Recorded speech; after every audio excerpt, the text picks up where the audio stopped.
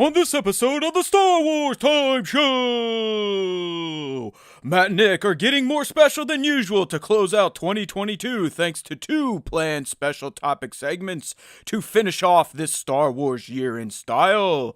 They'll kick things off with their 11 Rogue One characters that need to be in Andor Season 2 segment, and then roll right into their top 11 Star Wars moments of 2022. For those that prefer to hate Star Wars, worry not. They'll have a few bad moments to recap as well. Once through the specials, they'll dive into some juicy Ahsoka series rumors in regards to the world between worlds. Of course, the show will end with the question of the week responses and the latest round of top 5 Star Wars fan artist features. Punch it, Chewie!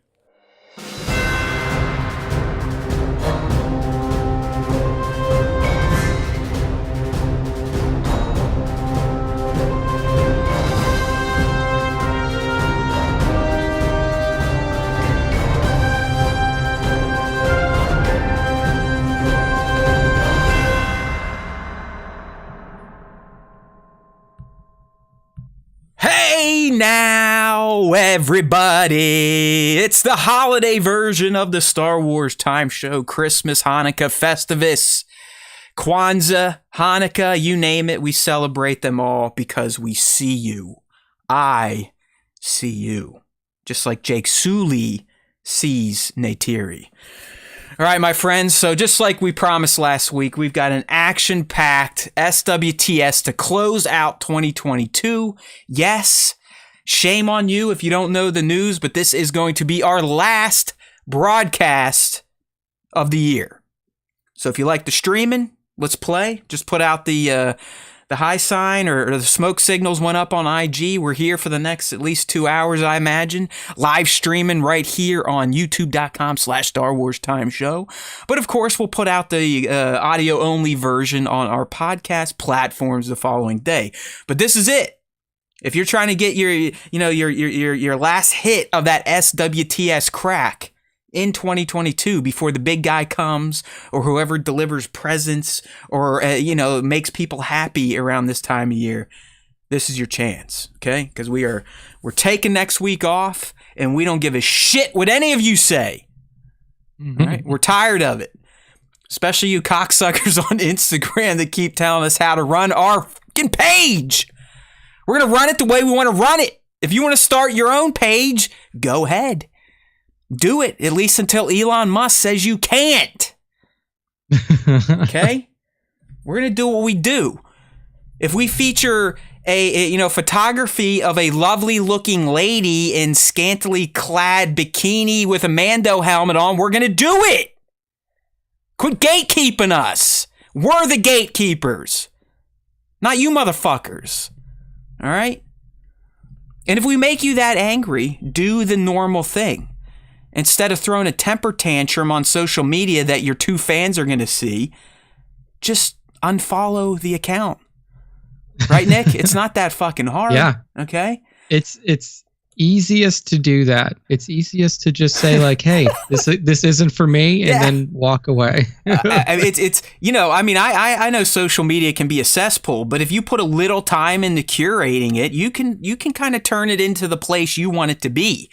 I mean, I can still live in Twitter because I've used Hootsuite for over a decade to curate what I call streams. So I'm only getting tweets and whatnot from accounts that I want to. I don't have to see all the bullshit. It's not that hard. So there's your PSA as we close out 2022. If we are giving you heartburn, if we make you angry, I kind of take pride in that. But in the same light, just block us or unfollow, do something to save yourself whatever hate is brewing within your soul. We know your lives probably suck, but it's not our fault, okay? It's not our fault. If your lives suck, it's on you. Fix it. Seek therapy. Talk it out. Get out of your mom's basement. All right? There you go. Just had to address that there. Welcome. Who we got? We got Tones up in this. Darth LVJ. Hey now. Euphoric Nightmare. That's a new one. I wonder if they sounds new. I wonder if they hate us or love us. You don't. There's no in between with the SWTS, Nick. It's either love or hate. I'm kind of down with that. I think that's just the general Star Wars fandom. I think that's just how the fandom. Hey man, dark side, light side. George did it from day one. It's got to be black or white. There's no in between. There's no gray. Damn it. That's how Star Wars is built. Oh shit. All right, man. Well, hey, like I said, we're closing out the year in style. We have two special topics to get through today. I'm going to be doing this Rogue One topic that I've been teasing for weeks now. I've probably teased the living shit out of it to the point where your eyes are going to gloss over once we get to it, but I'm doing it because I put the work in. Then, as we always do every year, we're going to do our, Matt and Nick or the SWTS Bros top. This year, it's top 11 Star Wars moments of the season, so 2022. Might even throw some hate in there because, we understand the Star Wars audience. You can't just be positive. You also got to mix in some negativity. So don't worry, we got you trolls covered too. Then we're going to get into some kick-ass new rumors on the Ahsoka series that kind of blew up the internet last week coming from Making Star Wars. So now we'll be talking about the implications of the world between worlds on that story and its narratives and what fans should expect to see. A lot of stuff Nick and I already speculated, but it's nice to kind of get it from a source at this point in time. And then, of course, we'll close out our final episode of the year with the final fan segment. So question of the week and Nick's final 5 of 2022. But as we always do, right, buddy? We got to talk a little pop culture talk. There's no Star Wars, at least till January 4. Unless you want to go back and watch the Lego Holiday Special, which I recommend. The first one with the multiple Kenobis and Rey's kind of traveling through time. But as Star Wars fans, there's nothing new. There's no new until January 4. So we're trying to give you all some things to dig into. That we are finding enjoyable in our own lives. And Nick, I'd be remiss in not talking about my Avatar: The Way of Water experience. All right.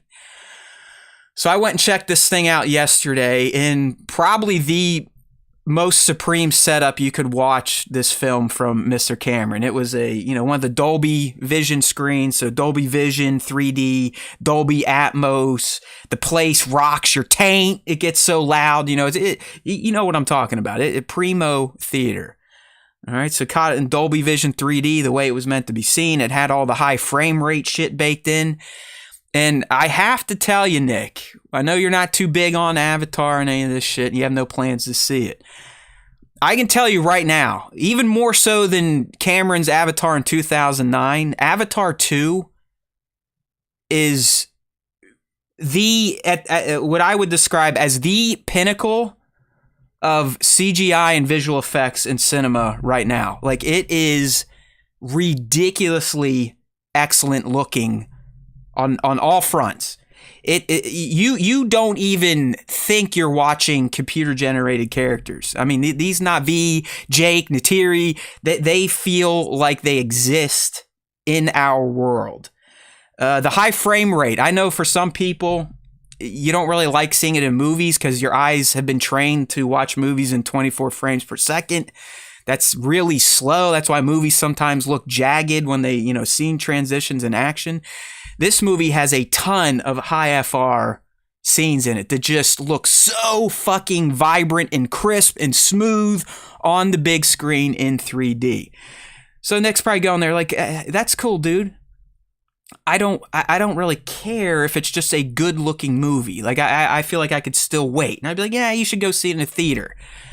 But it's got a decent story too. Don't get me wrong. 3 hours and 10 minutes. There is a ton of fucking bloat. Okay. I'm not here to smoke Jim Cameron's pole or do any of that type of shit. So get that out of your minds. It's not a bad story. It's a good story. It's a story that any human that it comes from a family or even a broken family will get something from. Because that's what Avatar 2 is. Its main story is about family and what it's like to be a dad and a mom and have kids and adopted kids and younger brothers and middle kids and those dynamics. So it tells a story that any of us can relate to. But Nick, where I will critique James on the way of the water, in particular when it comes to the story, is he's trying to start too many things, and he's not giving each little thread enough time. You know, we talked about how Tony Gilroy mastered the art of show but not tell. James Cameron does too much show and not enough tell. I mean, if you have a brain and you can follow what's going on, you can kind of be like, oh, okay, that's what's happening with this character's story. I kind of get it. But Nick, there are times where you're going like, okay, James, he's like, dude, you got to know a lot of people are fucking stupid. You've got to expand upon some of these narratives you're trying to cook here that obviously aren't going to be ready until the next movie or two. But I can see your seeds, my man. But you can't just be like, oh, here's a scene, hard cut, next scene. All right, okay. What about this kid and where's she getting these abilities? I kind of have an idea, but I wish you would have told me a bit more. So it's a little bit like that. I mean, even with 3 hours and 10 minutes, I didn't find myself going, oh my God, is this ever going to end? But I did find myself going, you know what, man? Like, I like everything you're doing, but I just feel like you could have told us a little bit more. So it was a little bit too much show, not enough tell. But in the end, if it wasn't a Monday where I essentially have a natural diuretic running through my system and I piss nonstop, like gallons of piss on Mondays because I eat like shit on the weekend, it would have been a completely enjoyable experience. But about 2 hours in, dude, my penis felt like it was going to explode from urine. And I'm someone that is committed. If I sit down to watch a movie and I haven't seen it before, I'm not fucking getting up. No matter how much pain I am in, no matter how many times I wanted to twist my wiener into like a pretzel or somehow just tear it off. That was probably the worst thing about the 3 hour and 10 minute runtime was I had to piss like a motherfucker. So really the last hour 20, 80% of my focus was on the movie, 20% was on my wiener. And that kind of took away from some of the fun. But in the end, great theater experience. If you're a film buff that's just into the art of filmmaking, you have to see what Cameron and his team crafted for the big screen. It's fucking ridiculous. You're not going to see anything more pristine or perfect. Story-wise, yes. Not perfect, not bad, just a bit bloated and probably could have spent some more time on some of the threads. So I'm giving it 2 thumbs up. If you like ratings better, I'd say it's a 75 to an 80 out of 100. It's long run time aside, it is a great movie going experience. And I can't wait to see what happens in Avatar 3 with the Sully family. Or Sully family, but she calls him Sully. So Sully, Sully. You get the point. All right, there you go. So I know I'm not going to convince you to go, and that's okay. I'm not trying to. But for people who are like, oh, is this just like a fucking iFest, and am I going to get bored? No, I don't think so. It is an iFest for sure, but it still maintains that the core of Avatar. If you liked Avatar 1, that definitely persists. If you're someone that kind of hates advanced civilizations taking over tribal nations, you'll appreciate that because they get back to those tropes. I mean, let's be real. Avatar is a fucking... I think this is the right word. Nick, correct me if I'm wrong. It's essentially an allegory for colonialism, in particular what happened in Native America with all of the Native American tribes and what the white people did to them for resources, this, that, and the other thing. That's what he's doing, right, Nick? I mean, that and climate change, shit like that. So, yeah, basically. I mean, it's just one of those movies that like I don't know. I'll see it when it hits HBO or whatever streaming service it comes to. And yeah, I mean, should be Disney Plus. I would think. Oh yeah, I forgot. Yeah, it is Disney. So yeah, Disney Plus. Yeah, I mean, I thought the first one was like another kind of just bloated. He just takes way too long to get his message across, and he doesn't do it in a very coherent way in a lot of Avatar. Like he likes to put a whole bunch of stuff in there that looks cool with minimal story that he kind of rips from other things. So that was my thoughts on Avatar 1. It's probably the same as Avatar 2. Because it seems like the message of Avatar 1 and 2 are basically the same. Like, Well, I mean, don't I've do bad seen things this to native one. populations. I've seen this one, and this one is I'd say 85% family values versus it's white people are bad, humans are bad. I mean, that's obviously in there. They're the boogeyman again, but this one versus the first one, which was more of the, you know, advanced nation versus tribal, we're gonna kill you type shit. This one is more when you're a dad and shit's happening to your family, how do you kind of handle that? And then, like I said, the you know, if you're the firstborn son in a family like this, what are your kind of traditional roles? If you're the middle kid, you know, you're usually treated like shit. So you get there's a lot of family stuff, but it's also a lot of the nature shit. Like, hey, we are one with these things, and these things are sisters and cousins. So it's pretty spiritual and, you know, a little trippy. But yeah, hey, I don't know. I liked Avatar 1, liked Avatar 2. If you really want to just have your brain and eyes blown out, then, like I said, go see it in theaters, preferably Dolby Vision 3D. Jake Sully. Yeah, I actually think he cut a movie, and they're only doing 4 now. But at one point, I believe they were going to do 5. To see what you can get away with when you have a lot of power and money in Hollywood, and you don't have a studio telling you what to do. This is it. This is one of those movies, and that's why I think the story's a bit bloated, but it's not bad. All right, dude, do you have anything that these motherfuckers should be checking out? Any knowledge to drop on them pop culture wise? Are you playing the fuck is it? That I guarantee you I'm not if it's new. Well, I don't know if I'm not a big Rick and Morty person. I don't know if you are, but apparently the guy that voices one of them is the voice of a gun in a game in a shooter, and it's like a super popular. It's on Game Pass right now. I think I put it in our chat. Oh, shit, it's called High on Life. Yeah, High on Life. There you go. Played it. That's like the darling right now amongst the both gamers and critics. High on Life. I'm still into my Midnight Suns. That game is the perfect little grind that I need right now.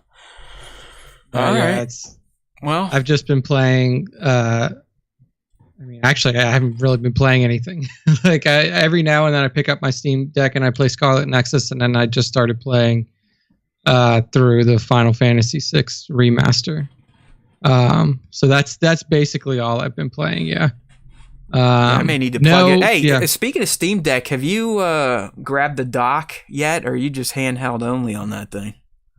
No, I just play it on the actual deck itself. Yeah, I just saw recently that they finally have the dock that you can get. Yeah, they have like the Steam official dock, that they released. And I know that before that too, there were like third-party docks and systems that you could buy to like hook it up to your TV and stuff. But yeah, the official one just came out recently. And last thing on the deck, do we blame Steam or do we blame developers for not making it deck compatible, like new games? Who gets the blame? Yeah, I mean, I feel like that's a developer thing because the deck itself has all of the presets and stuff that you need.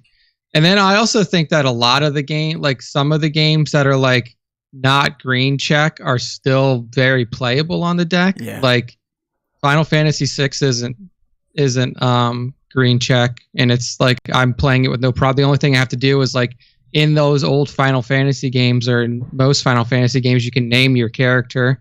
So whenever a new character is introduced, you just have to like open up the Steam Deck keyboard to either rename them or confirm their name, and that's the only reason why it's like the yellow playable. Yeah, I know, checked. but dude, I've opened some yellow games and it's a complete fucking disaster. Like they won't even load. But that's on.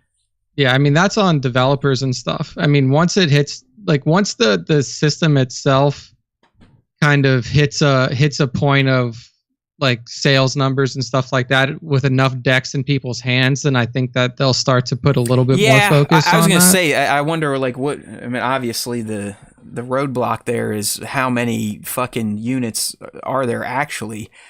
I don't know. You just think this. They're building it for PC. PCs a lot of times are using controllers now. So like how difficult is that to truly port or test? You know what I mean? Like it's And that's why it I is like a PC and it is a gamepad controller. So like, what's the disconnect between if I just load it on a computer and use my Xbox controller?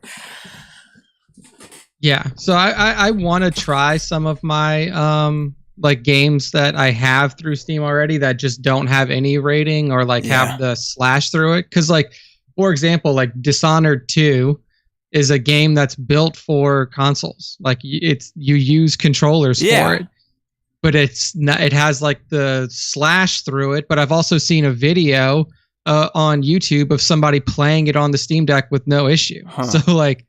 I don't really know if there's just like, like not enough data through some of these games, or if there's like a specific reason why they weren't. Right. Yeah, especially newer games, because I can get it. Like the one game I really wanted to work was Galactic Battlegrounds. It was one of my most favorite Star Wars games of all time, computer games. I mean, it's an RTS. It came out in the early aughts. There's like the main game and like a Clone Wars expansion. But it won't even fucking load. But I was like, okay, that game was made in the early 2000s for computers, for a mouse, right? RTS, you're drag selecting units, right clicking, left clicking, hotkeying the shit out of stuff. So I'm like, all right, I can see how this doesn't necessarily translate. But even then, I should be able to tap on the screen. It's a touch screen, right? That's still a mouse click. So units, you go there. But it was one of the question mark titles, Nick, for Steam Deck, where they're just like, hey, fuck you. You figure out what's wrong or not. Yeah. And I load it up and it goes into like a death loop. Like it will not, the executable will not get to a point where it's stable and you can actually get to a menu screen. It just is like bloop, bloop, bloop, bloop. So, because I played like a new question mark game as well, and I had no issues with it, and then like after a while it like listed itself as like the yellow playable one. So I think the question mark is just like, we don't know yet because people have to test it. But for something like that, for like issues with like the game not loading on the deck, I think that's probably developer issues and not, I mean, like nothing that Steam can do about it. All they have is the game files that the developer sent over to run on the platform. So hey, I just like to point fingers and blame people. So that's all I'm trying to do here. All right, well, I guess it's time to get into our Star Wars content on the Star Wars Time Show. Why not? No reason to hold it back. There they go. See you later, Sollies. Okay, so I've been talking about this for a few weeks now. I'll give some of you a little history here. But the whole time I'm watching Andor Season 1, I'm going, damn, this is fucking good. I can't wait to watch Rogue One again because I have a feeling it's going to fundamentally change Rogue One, how I feel about it, how I feel about Cassian, so on and so forth. And sure as shit, after I watched the Andor finale that weekend, I fired up Rogue One and actually watched it twice. And I 100% felt completely different about the film. I mean, I talked about on this humble little show a few weeks back. It feels like a different movie to me. There's more gravity to everything about it. It feels more connected to the Star Wars universe than it did before. It just made a lot more sense to me. Held a lot more weight with me. And again, I cared more because we had 12 hours of learning about one of its main characters. But while watching, I was sitting there going, well, Tony told us season 2 of Andor is going to take us right up to the point where he's walking to get on his U-Wing to go to the Ring of Kefrene to meet with Tivik. So with that in mind and the fact that he's bringing over, I think it was like 30 or 35 people from season 1, I was sitting here going, all right, based on Rogue One and who Jyn interacts with and who Cassian interacts with and really what's going on with the Rebels, because Tony did say a lot of season 2 is going to be leading the Rebel cells towards becoming the alliance that amasses on Yavin. And we are going to see that. So, like I said, I'm not an idiot. I'm going, all right, if this is what Tony is telling us we should expect in Andor Season 2, to me, I feel like these 11 characters from Rogue One should appear in Andor Season 2 in some capacity. Now, I think some should obviously be more fleshed out and given a bit more time, while others can just kind of pop up and exist. But I do think they should they should be there. And none of these characters were in season 1 of Andor, so you're not going to hear about the Melshi. We already know he is there, and as I told you last week, he gets shortchanged. I mean, that motherfucker who we're all like, oh, Melshi's in Andor, that's so cool. I think we all forgot. In Rogue One, he was truly just a secondary character that sadly dies off screen. Like, he doesn't even get a hero death. You just see his body laying there after a scene prior he was alive. So the 11 people we're going to talk about are people that have not been featured in Andor, and that's why I think they should be touched on in Andor Season 2. Okay, Nick? I don't know if you can see the graphic or if you want me to drop it off for you, but that's kind of what I'm working off of. Yeah, I have a little page here that lists a lot of these. All right, cool. So if you are listening to the podcast-only version, clearly we're going to do our best to explain these characters to you. I'll give them names and appearances. But when we put up the postcast shell, I'll try to incorporate this grid so you at least have a visual as you're listening to the podcast platform version of this week's show. All right, Nick. So, like I said, I picked 11 characters, and these 11 characters had FaceTime in Rogue One, had speaking lines in Rogue One, either worked directly with Cassian, with Jyn, so on and so forth. So, let's start with the top row. If you're on the live stream, and the top row, I'm gonna call these our dignitaries and senators that should show up in Andor Season 2. So, first up, this is an easy one, right? Bail Organa.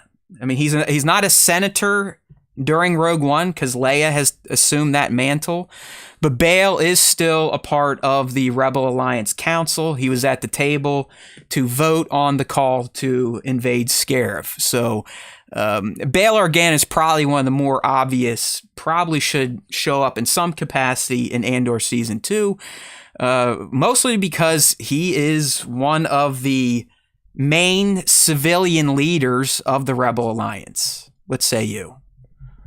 Yeah, I mean, it kind of was surprising that he didn't show up in Season 1, but given the nature of like the underground and everything like that with the pre-formation of the Rebel Alliance, it kind of made sense. I would have liked to see him at like Mon Mothma's party, that kind of would have fit for his character to pop in there. But I understand that they didn't want it to, necessarily drop him in the middle of no cynical cameos, Nick. No cynical cameos. Drop him in the middle of a season where he wasn't really going to do anything. So, Bail making his way into Season 2, I think, is almost a necessity given his importance to the overall cause. Yeah, because I know you probably haven't seen it in a while, but even Rogue One, after the council meeting where they tell Jyn to go fuck herself, he and Mon kind of meet in the hallway, and without saying it, they're like, "Yeah, let's go ahead and get the war started, and you go contact that Jedi friend of yours, okay?" Yeah. And he's like, "All right, see you later." So go find Kenobi. Yeah, I mean, Bail, like I said, that was a pretty cheap one. So moving on, I'm going to cover the 3 senators that are part of the council in Rogue One, because I think that would make sense that they get some sort of introduction or screen time in Andor Season 2 as allies of Mon Mothma as she's trying to, get more and more involved in the rebel movement while also still pretending to be an active senator. So the first one we see, this guy was really, all the senators were kind of douchey to Jyn in the movie. None of them were really down with what she was spitting here. But one of the white guy with the beard and kind of, he had like the red tunic and a brown robe. This is Senator Jabel. And within the Rebel Alliance, he is considered to be the Minister of Finance. Okay, so, and he has a speaking voice, a voting voice on the Rebel Alliance Council, as proven in Rogue One when they made the decision to deny Jyn her little platoon to go attack Scarif. So, like I said, Nick, he's got the senator thing, so you got a direct tie to Mon Mothma in Bail's former past, but he's also a main council member of the Rebel Alliance, and he's the Minister of Finance. So you would think in some form or fashion this guy is going to pop up in Andor Season 2. Yeah, I gotta imagine that a lot of these, well, not a lot because there's only a few of them, but the senators themselves should at least be shown in the Coruscant circle, they're or probably on Yavin at least, because I mean they all had speaking parts in Rogue One, and they all provided deciding opinions on the mission or not. Yeah, I mean, I would hope that you would get an introduction to them prior to when the Rebel Alliance starts to really use Yavin as a home base. Just because you need to, like, I think it's important to establish them in the same sense that you establish Mon Mothma as, like, these are active senators within the Galactic Empire that are, like, clandestinely trying to run a rebel organization. And I think that for all of these next few characters that you're going to list, like seeing them in their element on Coruscant, seeing them kind of under the same stressors that Mon Mothma are under would definitely help to like set their place in the galaxy at this time, and then also like give us a little bit more context into like what their day to day is like. So. You gotta wonder, Nick, right? Like, who recruited the senators? Because Luthen, after Aldhani, I mean, he says straight up, no more rules. Like, he was breaking his rules, in fact. So, I'm wondering, is it Mon Mothma recruiting them, or have they always been talking? Does Jebel, does he have any ties to the original senators that were not happy about giving the Supreme Chancellor emergency powers? Did Bail have a hand in it? So I do think they Tony and his team could incorporate these senators in, like you said, kind of showing them, as we met Mon in season 1, where they truly are living that double life of still pretending to be a senator and towing the line with Palpatine. But, after hours, they're literally ministers in a rebel alliance trying to bring down Palpatine's government. Yeah, I mean, I think that is, it's imperative to show something like that. And I do think that you may be correct when you assume that some of these senators were probably involved with the initial group. None of them are so young that they wouldn't have been around for the initial, I guess you would say, expansion of powers for Palpatine during Episode 3. The only one that you could argue may not be old enough is Senator Pamlo, which we'll get to her soon enough. But everybody should have, like, if you're a part of the Rebel Alliance, especially at this stage, I just have to assume that you are like, we're a part of that initial group. So you just said getting some background on that would be cool. They didn't just one day walk out of the Senate and go, fuck it, let's go over to Yavin, see what Mon's up to. She seems to be having some fun. Her life sounds exciting these days. Yeah, she seems like she's doing okay. Okay. So the next one here is Senator Vaspar, and he, within the Rebel Alliance, is the Minister of Industry. So he's like in charge of all their resources. And I believe all 3 senators were kind of anti-Jin's plan. I mean, I even think Jabel is like, let's just fucking sign a peace agreement. Like, fuck it. He was definitely waiting for a peace thing. Yeah. Like, he was like, hey, we'll be able to figure this out with the Empire. We're not going to have to fight. Right. And everybody else was like, are you sure? Yeah, I don't think that we're going to be able to. That guy was a bum. But really, Vaspar, I believe he was kind of against it too. Maybe not as hardcore as Jabel, but really, it's kind of the same points as Jabel. Active senator, but also actively a leader within the Rebel Alliance. What is that dynamic like? How did it come to be? Andor Season 2 seems like a great place to. And I don't think Nick is talking or I'm talking. These are like full episodes, but you should get little notes, little hints, even if it's a hollow call, like Jebel the Mothma, shit like that. I don't think any of these characters that we're going to talk about deserve like episode long arcs in Andor Season 2. I'm talking. It could be as simple as a mention, a cameo, a passing by.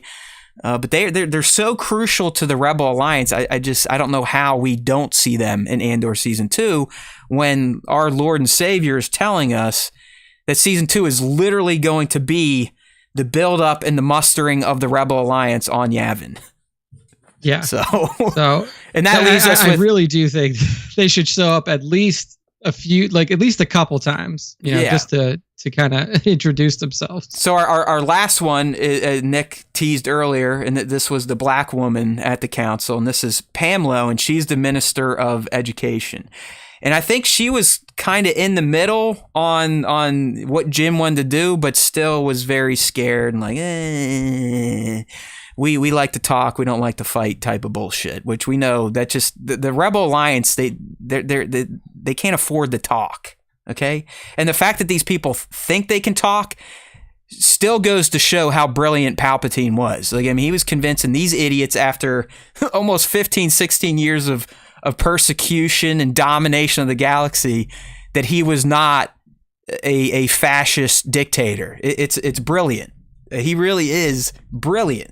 Like we just said, Jabel's like, yeah, let's just go fucking say, sorry, let's sign a peace deal. Yeah, because that's something Palpatine would consider. So, I mean, clearly these people they're living a different life than the Cassians of the Rebel Alliance, even now. Yeah.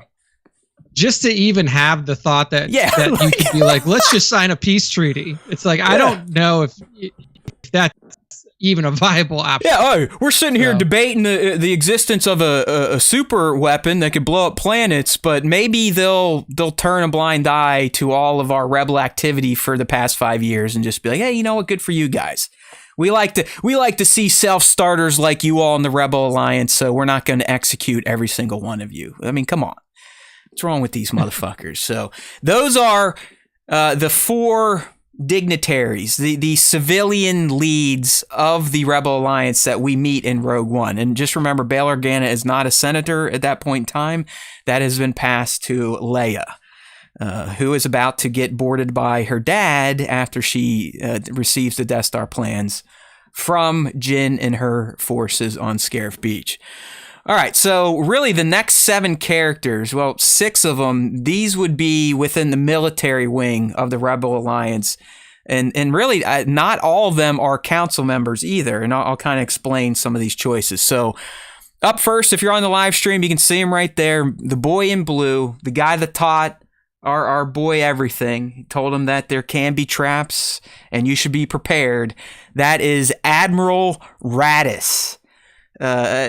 Just for some of the same reasons as our dignitaries, Raddus is such a radical figure at that time in the Rebel Alliance because he's the only one that wants to fucking go to blows, and he's the one that commands the Armada. So he's got more chips than any of these motherfuckers have. And as we learned in Rogue One, eventually he's just like, "Hey, fuck you guys!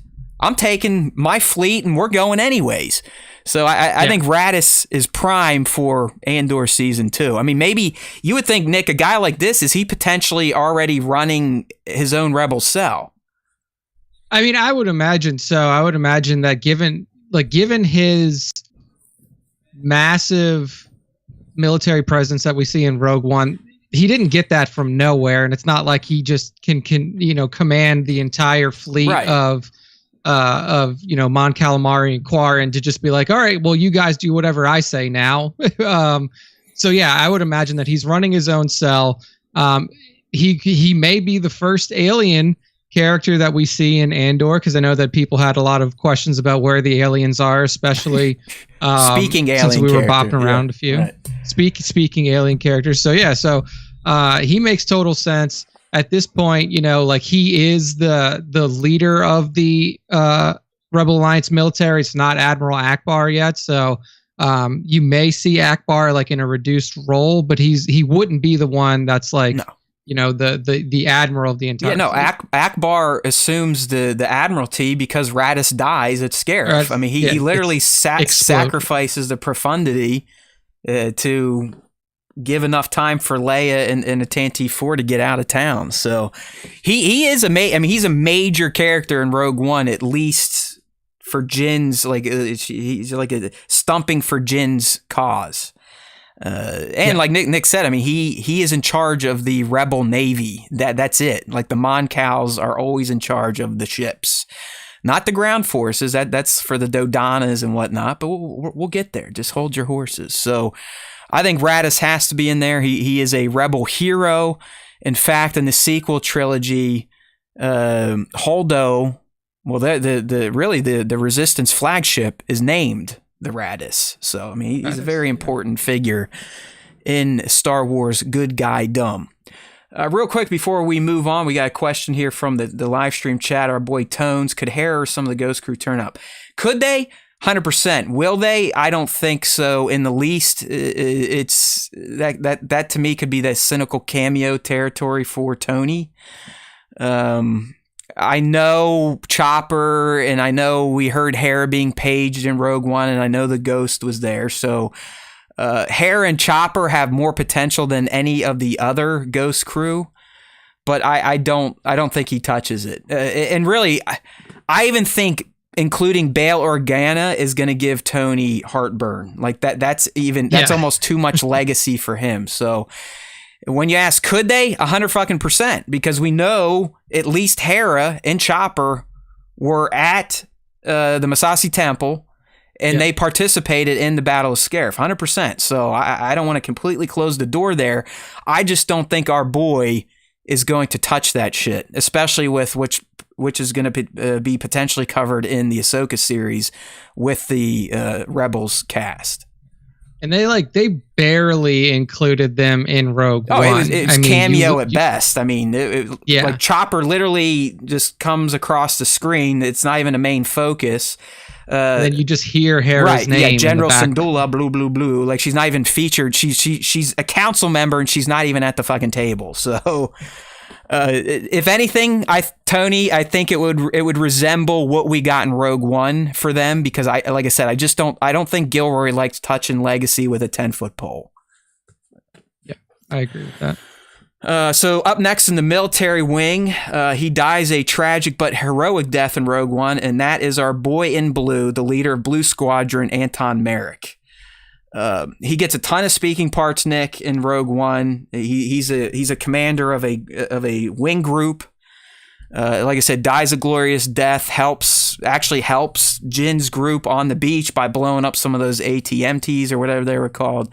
And again, he's a general in the Rebel Alliance Navy. And the fact that he got so many speaking parts in Rogue One, and that's kind of what I based a lot of these choices on. I was like, all right, if they were a fleshed out character in Rogue One, they just make sense for Andor season 2. So that's where I'm going with Merrick here. Yeah. I mean, Merrick is one that I could actually see like not being in it because he is such a combat focused person. Like you said, he is the head of the Yavin 4, Blue Squadron, Starfighter Command. If anything, I would imagine that he would come in much later in the season. Okay. Probably in the last maybe two episode arcs, because isn't it like every 2 episodes is a year or something like that? It's every 3 is a year, but we did learn we might only see 4 days of a year, and then by the next year they're going to have to account for all that time that we did not see. So it's not like every 3 episodes we're going to see. Okay, episode 1 takes place in January, episode 2 takes place in June, episode 3 takes place in December. It's Tony described as I think the longest he said we're going to get is like a 2-week time frame in one of these 3 episode arcs. Yeah. If anything, out of everybody that we've listed so far, Merrick is one that I could see not being in it or being in it at the very end, given the role that he plays. I mean, as far as we've gotten into Andor, there is no Rebel Alliance military. It is literally just like these cells, if you can even call them that are under the management of Luthen, and then it's much later that you actually coalesce into the actual Rebel Alliance, where you have like somebody like Antok in a military role. So this one's kind of hit or miss. I think if we see him, it'll probably be in like the last 3 episode arc, when they're like gearing up for we're getting ready to hit Rogue One. No, I could see that. I like I said, I put him on there because he gets a lot of face time that's not even just action. Like he has a place at that council, and he's got they give him a lot to say debating the Scarif mission, and that's one of the reasons I was like, if they're gonna feature him this much, he's a weighty character. He's got some meat to him, so maybe we'll see him in S2. But correct me, I think Blue Squadron gets completely decimated at Scarif. Like they're the ones that they make it in. They make it in the shield before it closes, and they just get destroyed, right? Yeah, exactly. Yeah, so they are completely wiped out by the end of Rogue One, which is why there is no Blue Squadron when we come around to the movies. Blue Squadron is essentially replaced by Rogue Squadron. Rogue Squadron was made up, as you remember, from in Rogue One when they're like, Rogue One taking off, Bodhi just says something as they leave. So essentially Rogue Squadron takes the place of the completely decimated and lost Blue Squadron. And then it becomes a dead movie. Yeah. He's got a cool figure too. I mean, the Blue Squadron was cool. That's one of the best parts of Rogue One is when all the different X-Wing groups call in, you realize like, oh shit, there used to be a fucking Blue. Where are they? Where are the U-Wings? Well, U-Wings were in Blue Squadron. They all got blowed up on Scarif. Yeah, they all got destroyed. One of the best touches in the battle, and it's a blip. And I don't know if this was Garrett or a Tony change. But Nick, it's that they put the focus on the death of Red 5. I still think that's one of the most brilliant little nuggets they include in Rogue One, because obviously we know who assumes that position a few weeks later in the Death Star battle. So I always love that they show the death of Red 5. All right. Young Luke Skywalker. Up next, and this is another must because this dude shows up in A New Hope and Rogue One, and that is General Jan Dodonna, who is like the main general of the rebel ground forces, played by different actors across the eras. But the guy who played him in Rogue One was from Game of Thrones. What's his name? One of the King's Guards, the old guy. What the fuck is his name? Yeah. I used to be so good at all these. I can't remember now. But he was like the old one that like he's like the leader of he's the leader of the King's Guard. He eventually quits it and goes on like a spirit walk and then finds like the royalty again and protects them. So his real name is Ian McElhenney. Yeah, there you go. I guess we should talk about real life. We're trying to name his fake character. In Game of Thrones, let me see if I could find his Game of Thrones character. It's right on the tip of my tongue. It's like, come on, man. Barristan Selmy. There you go. Yes, Barristan of course. the Bold. Sir Barristan, come on. Yes. All right. But I mean, listen, he is a main general in the Rebel Alliance military. So I think maybe kind of to Nick's point, this is some guy that I don't know if you get to see his full recruitment and journey towards the full Rebel Alliance, but kind of like the point Nick was making with Merrick, he's someone that you almost expect is going to show up towards the end of Andor Season 2, especially when they start mustering on Yavin. Yeah, definitely. I mean, unlike Merrick, if Dodonna's not in it, then it's a big miss. Like he is too crucial to the Rebel Alliance, and it's like even like you said, even kind of beyond the militarization of it. He's too important to the Rebel Alliance to not have. If we never got Rogue One, he's like one of the most important people on the Rebel base. I mean, he breaks down the plans. He creates the battle plan. And he briefs the pilots, and then he's the one around the table with Leia and C-3PO. Essentially, I don't know why the Army guy's controlling what the Navy's doing, but that's what he's doing. Like he's the only military leader really in A New Hope. I guess all the rest died at Scarif. So yeah, it's like they were pretty low on human resources at that point. So, but I don't know. He just like you're in charge. Like I said, the dude's in A New Hope, major role. Dude's in Rogue One, had plenty of speaking lines, a lot of decision making type of shit. He just seems natural for Andor Season 2. Yeah, this one is probably an even bigger must, Nick, and that's because of his direct relationship with Cassian in Rogue One, and that is General Draven, who is literally Cassian's reporting officer, or who Cassian reports to. Cassian, I believe, is a captain. This guy's a general, and he's a direct report. Like this guy's in charge of essentially their intelligence, which Cassian becomes a member of. He becomes a spy. Yeah. So A spy. so Nick, do you think a guy like Draven gets an earlier debut because of how he and Cassian end up kind of working together, or is he someone you also see saved for the massing of the Alliance on Yavin?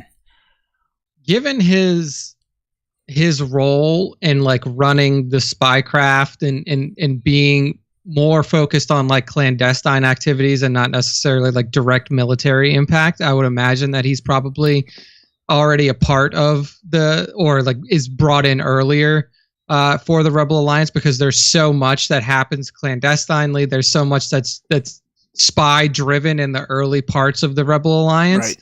So I would imagine that once we get the official, like, I am dedicating myself to the rebellion from Cassian in Andor season 2, then I assume that Draven will shortly follow. Well, yeah, I mean, we got that at the end. So I think we're going to start season 2 with Cassian. He's not going to have his dots on his square on his shoulder, but he and Luthen are probably, they've probably recruited a few more talented individuals to the cause by the time we come back. But Nick, I could see Draven almost being in one of our 3-episode arcs, like a main character of sorts, where he and Cassian go on a mission, or he charges Cassian with going on a mission. But I could see Draven really more so than any of the previous characters we just talked about from Rogue One getting like legit screen time and almost being a part of a story arc for Andor himself.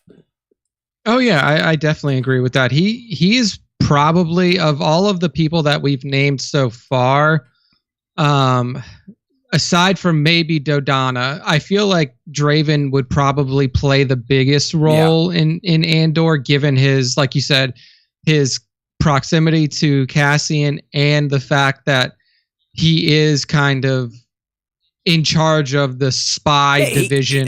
He's his handler, right? He's his handler, 100%. Yeah. I mean, Draven is Cassian's handler. And I would imagine, too, like, it wouldn't surprise me if, like, he's already working for Luthen. Yeah. And we just haven't been introduced to him yet because we didn't really need to be introduced to him. But I gotta imagine that, like I wouldn't be surprised if Draven was in some way dealing with the mole that was inside of ISB. I can't remember the kid's name now that Luthen gave his famous speech to towards the end of the series, but like Firecrotch, because he runs the spies. It wouldn't surprise me if Draven had some hand in either recruiting him or his like day-to-day management of that asset. Yeah, so here's an interesting note to dorky Star Wars fans like myself. But Draven was actually not the true leader of Alliance intelligence. That was General Aaron Kraken, which he's related to Phil McCracken. And apparently, the responsibilities fall to Davich Draven, the head of Yavin 4 intelligence, because this Kraken guy is out building the spy networks in the Outer Rim. So yeah, Draven he's a main player, but he technically is not the top of Alliance intelligence, where a lot of these other people were. Like Dodonna is the head of. The leader. What they call him. And I mean, if Kraken is out in the Outer Rim, then basically anything that's in the core worlds or even like the Inner Rim would fall to. Okay, I was wrong on Dodonna. He's the sector commander for Yavin Group, so yeah, he wields a little bit of weight versus just general of like the army. Like he essentially he has an entire sector, and he is the leader of it, and it just happens to be Yavin is in that sector.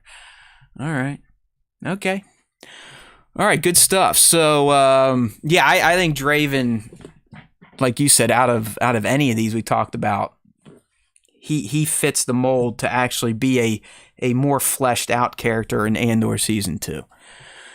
Yeah. All right, now I got 2 long shots here, but hear me out, Nick. And the alien wing of the fandom will love this. But my next character is Pao, simply Pao. And the reason I say that is because Cassian directly puts Pao in charge of the ground forces when they land on Scarif. So he is like a lieutenant or something. He's someone that Cassian has worked with before, has given orders to before. It kind of like to Nick's point with Merrick, he seems like a good guy to at least have show up in the last few episodes to remind everyone, like, okay, this is why these two have that relationship. This is why Cassian in Rogue One would appoint Pao to be, the platoon leader versus the other people with him, even versus Melshi. I mean, he literally makes Pao a leader of one of the groups. So why is that? And I think Andor can kind of show us that a bit. Maybe him and Pao came up. They're buddies. They were in intelligence together. But the fact that Andor was directly commanding Pao, and Pao was listening, like, yes, sir, that type of shit. It seems like they would have had some sort of interaction relationship prior to Rogue One. Yeah, no, I think that fits for sure. Maybe, Pao and Andor or Cassian are both like recruited at the same time. Maybe he comes in a little bit later.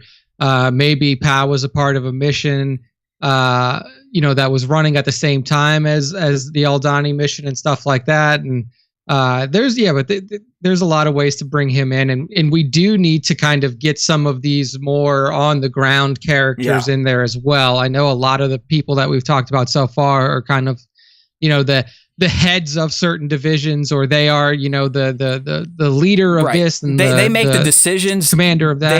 They don't do the heroic actions. Execute. Yeah, they don't do the fun stuff. So that's kind of where I was going with Pao.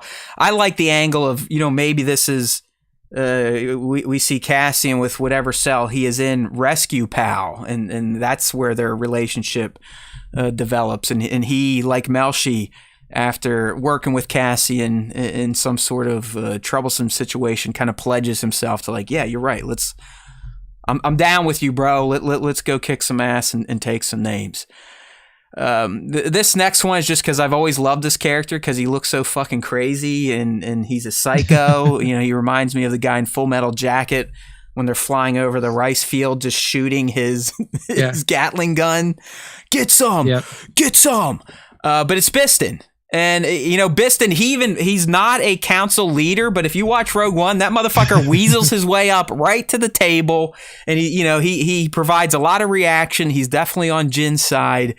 But because he's so unique looking, he scratches the alien itch, Nick, and he does get a lot of screen time. He is blasting people. He is referred to by name.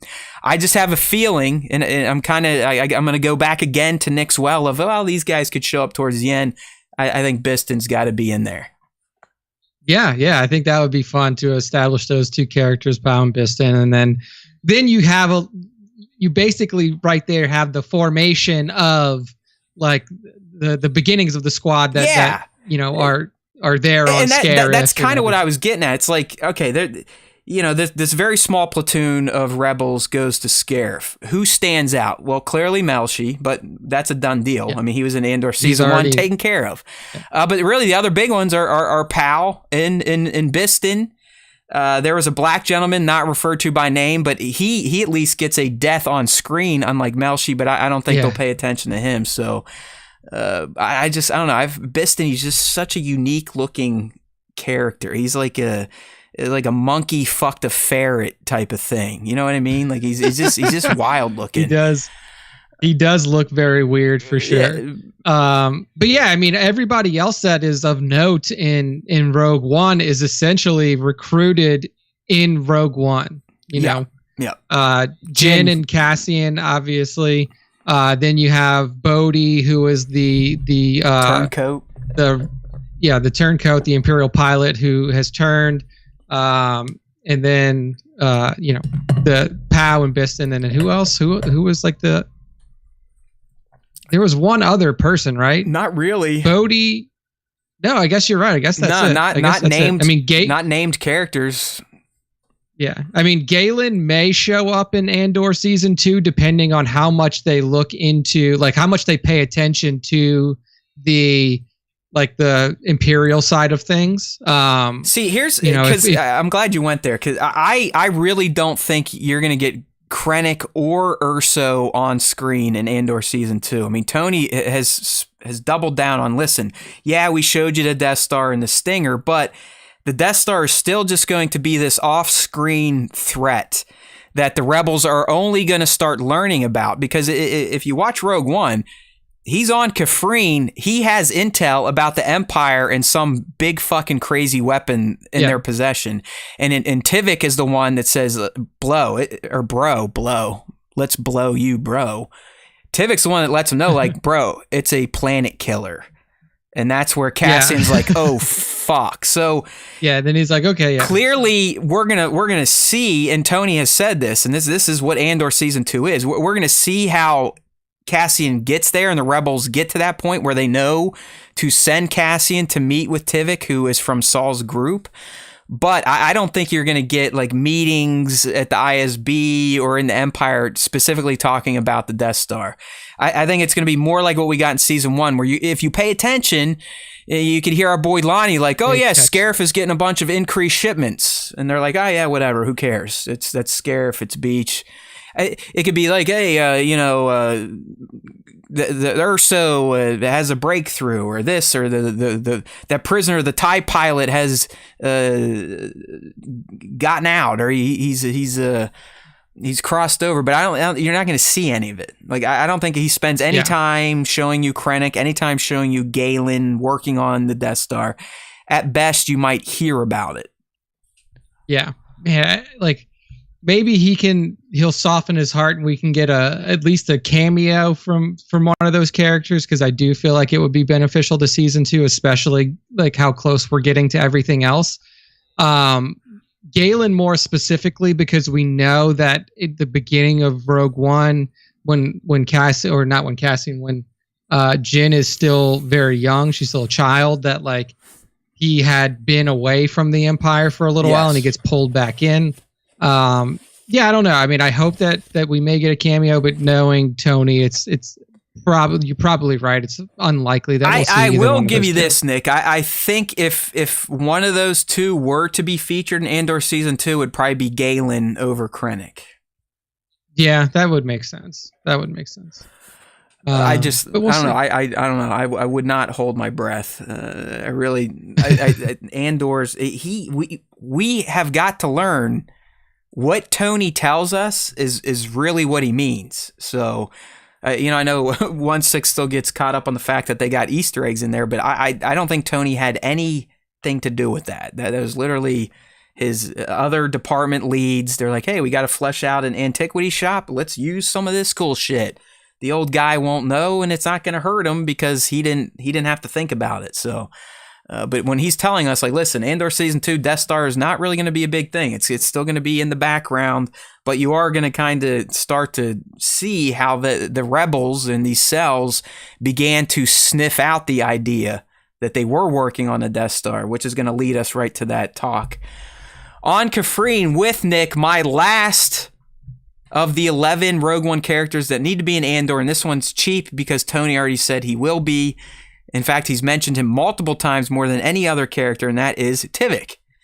The one of Saul's guys, the guy that Cassian ices on Kafrene after they cause a disturbance and shoot up some stormtroopers. So Tivik, I mean, he's definitely going to show up. Yeah, Tivik is 100%. Take it to the bank. You heard it here first through Tony Gilroy coming out of my mouth. But this dude is 100% going to be in there, and it's going to be showing how him and Cassian they have a working in quotes relationship more than likely, which means Cassian may travel to Saul's group at some point to get some intel, and Tivik is going to be kind of his point of contact. So it's almost like Tivik is the Cassian of Saul's cell, as Cassian is a spy to the actual Rebel Alliance. Does that make sense?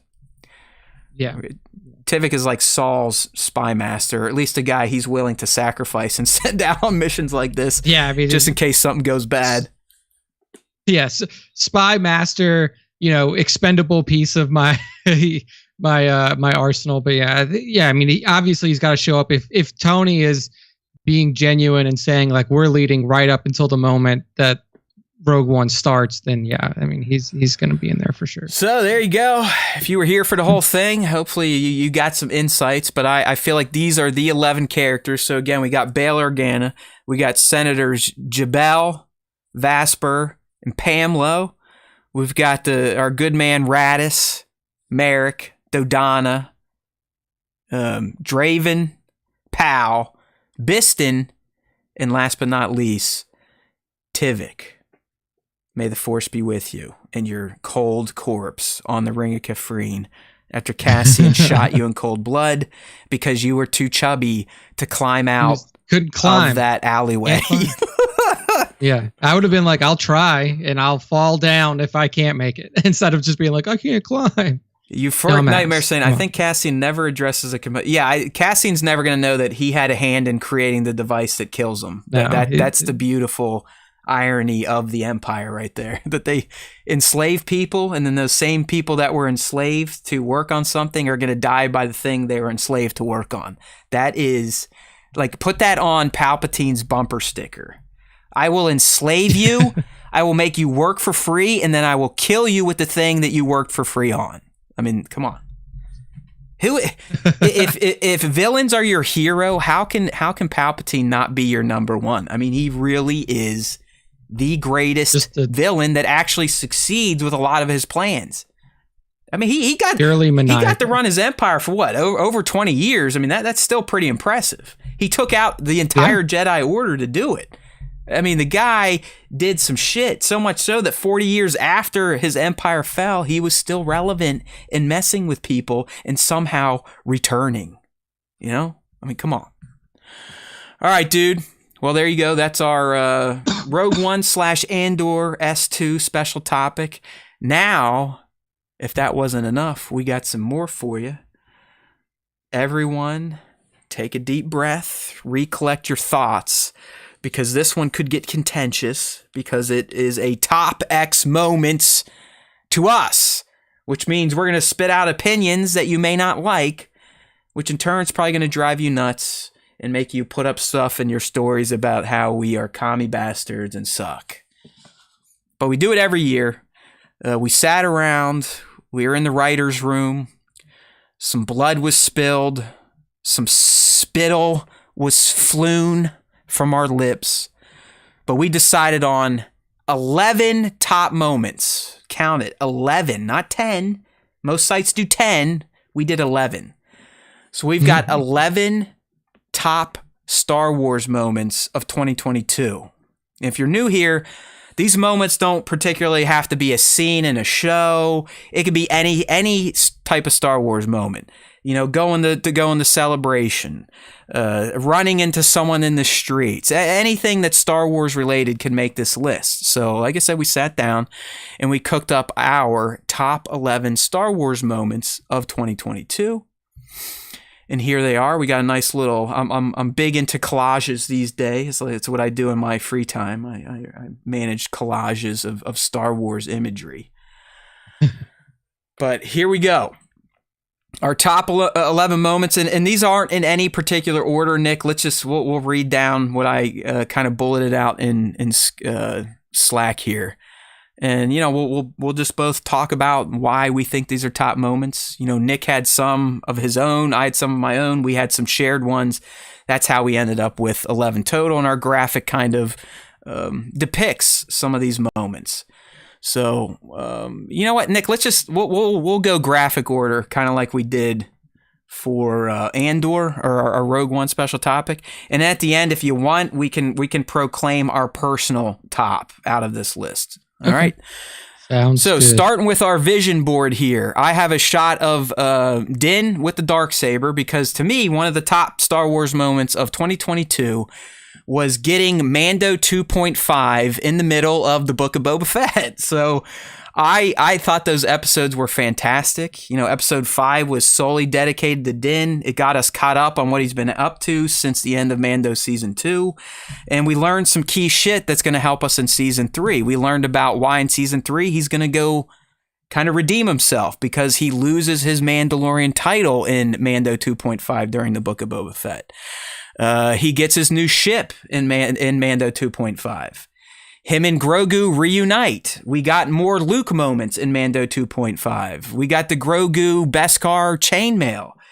While the Book of Boba Fett itself probably wasn't on a bunch of people's top moments list for 2022, I did find that those, really the last 3 episodes, with one being fully dedicated to Din, that was some great check-in content on our boy and little boy, in between the hijinks of what our daimyo was getting up to on Tatooine.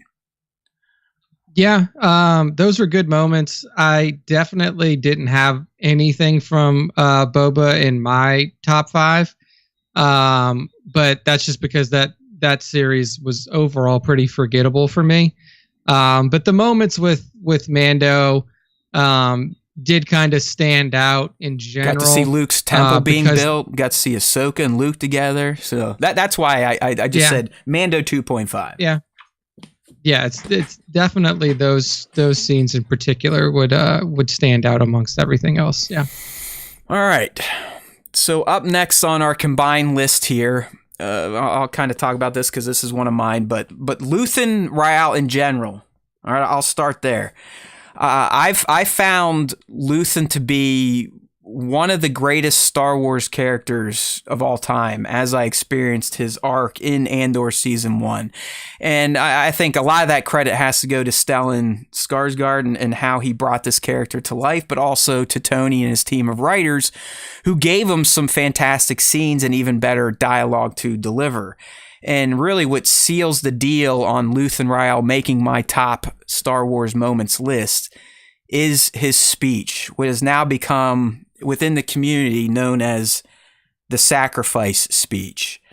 And it really is. It's still one of the most deep, hardcore, poignant bits of Star Wars dialogue I have ever heard that not only resonate within the Star Wars universe itself and help explain who Luthen is and why he does what he does, but also, if you just read what he's saying, they're very inspirational type of words. They're words that can cut.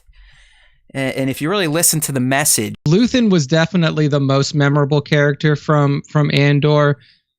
He's one of the reasons why I think that show should have been renamed to not Andor, because he was so pivotal of a character, even more so than the titular character. So yeah, I mean, his speech standing outside of that elevator hallway, definitely worthy of a top 5 for this particular year in Star Wars. All right. So up next, Euphoric, don't worry. Luthen ain't making it out of season 2. That's for damn sure. Yeah. All right, Nick, I'll kind of let you lead on this one because this was our first shared, but you chose the Obi-Wan versus Vader Part 2, the final duel, and that's why I included the image of busted mask Vader. So go ahead. Yeah, I mean, for me, like a lot of my top 5 revolved around like individual characters. For the most part in Star Wars in 2022, it was actually kind of, like 2022. Hard to believe that the only content released in 2022 was Kenobi, Andor, and Tales of the Jedi. Like, technically, Boba Fett came out in 2021 and finished its run in 2022. The Obi versus Vader 2 finale fight was my number 1 of 22 of the year, just because it gives us the full power rematch that we've always wanted to see since the end of Episode 3.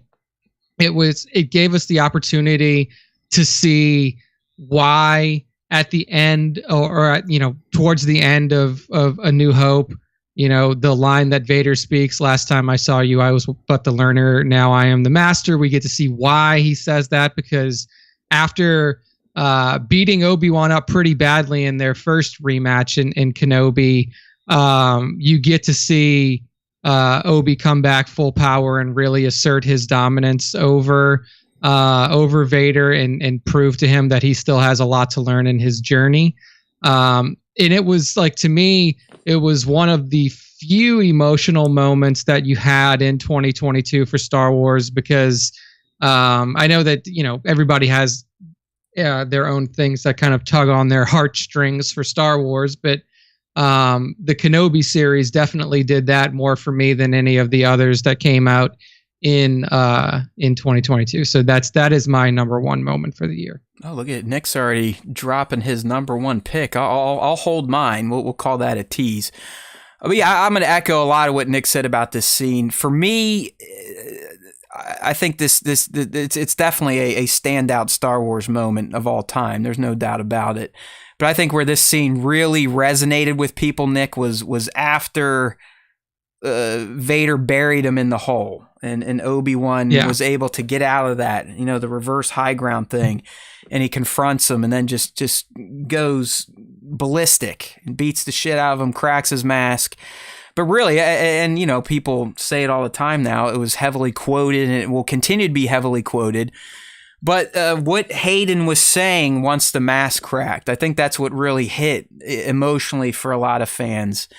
Not so much the battle, but seeing Hayden in the Vader mask and speaking truth to his existence of, this is why I am the way I am.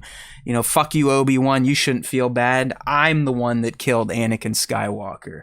That's some heavy stuff, and it was brilliant to watch for the first time. And I do agree, there haven't been many emotional Star Wars moments in 2022, but this was definitely one of the big ones. Not my top overall moment, but definitely in my top 3 overall moments of 2022. Okay. So kind of sticking in line with the Kenobi series, I put this one on here because if you can take yourself back to mid-May, June-ish Star Wars Celebration, the promo machine for the Kenobi series. But I had to put on this list, Nick, the return of Hayden Christensen to Star Wars. In particular, the press tour he and Ewan embarked on for the Kenobi series. I mean, it started in London. I mean, just look at the image I used of these two. I mean, these gentlemen look like they could, start kissing each other. There's so much love between them, and kind of rekindling their bond from the prequel films, and just some of the excellent stories we got out of these two as they were promoting Kenobi, and seeing the genuine appreciation of Hayden at the celebrations, at these fan events where people were showering him with love and letting him know, like, listen, bro, we see you. We got you. Like, we love you. It's a shame you had to go away. We love you. All right?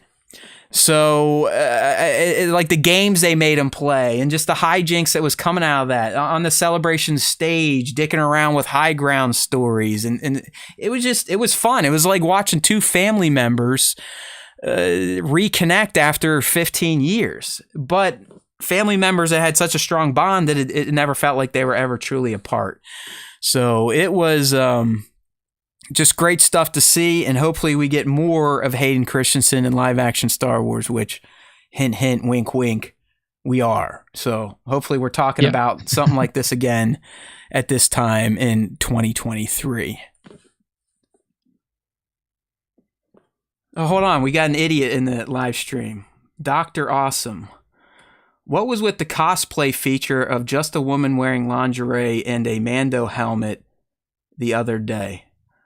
I don't know what was with it. Hey, Dr. Awesome, you tell us how we should run our Star Wars account. What do you mean? What was with it? Where in our account does it say we only feature toy photography? Can someone point that out to me? Maybe I missed it. It says use Star Wars Time Show for features, right? Okay, they used Star Wars Time Show for features. It caught my eye and I shared it. Is that all right? Is everyone going to be okay with that type of shit? Okay? Dr. Awesome, don't worry about it, pal. If you don't like it, you can always block or unfollow, right? You must really be a glutton for punishment if you're coming here to talk about it in a live stream. So if we drive you nuts and our content isn't what you want, then go away. Okay? Don't come in here and piss on our fucking show because you don't like some girl in lingerie with a Mando helmet. Who gives a shit? Right? Star Wars Time Show for features. We never said we're a fucking toy photography account or a feature account. We're a goddamn Star Wars fan account, okay? We good with the gatekeeping? All right, go ahead, Nick. Do you have any thoughts on Hayden's return? I mean, we've been calling for this since Rogue One, really.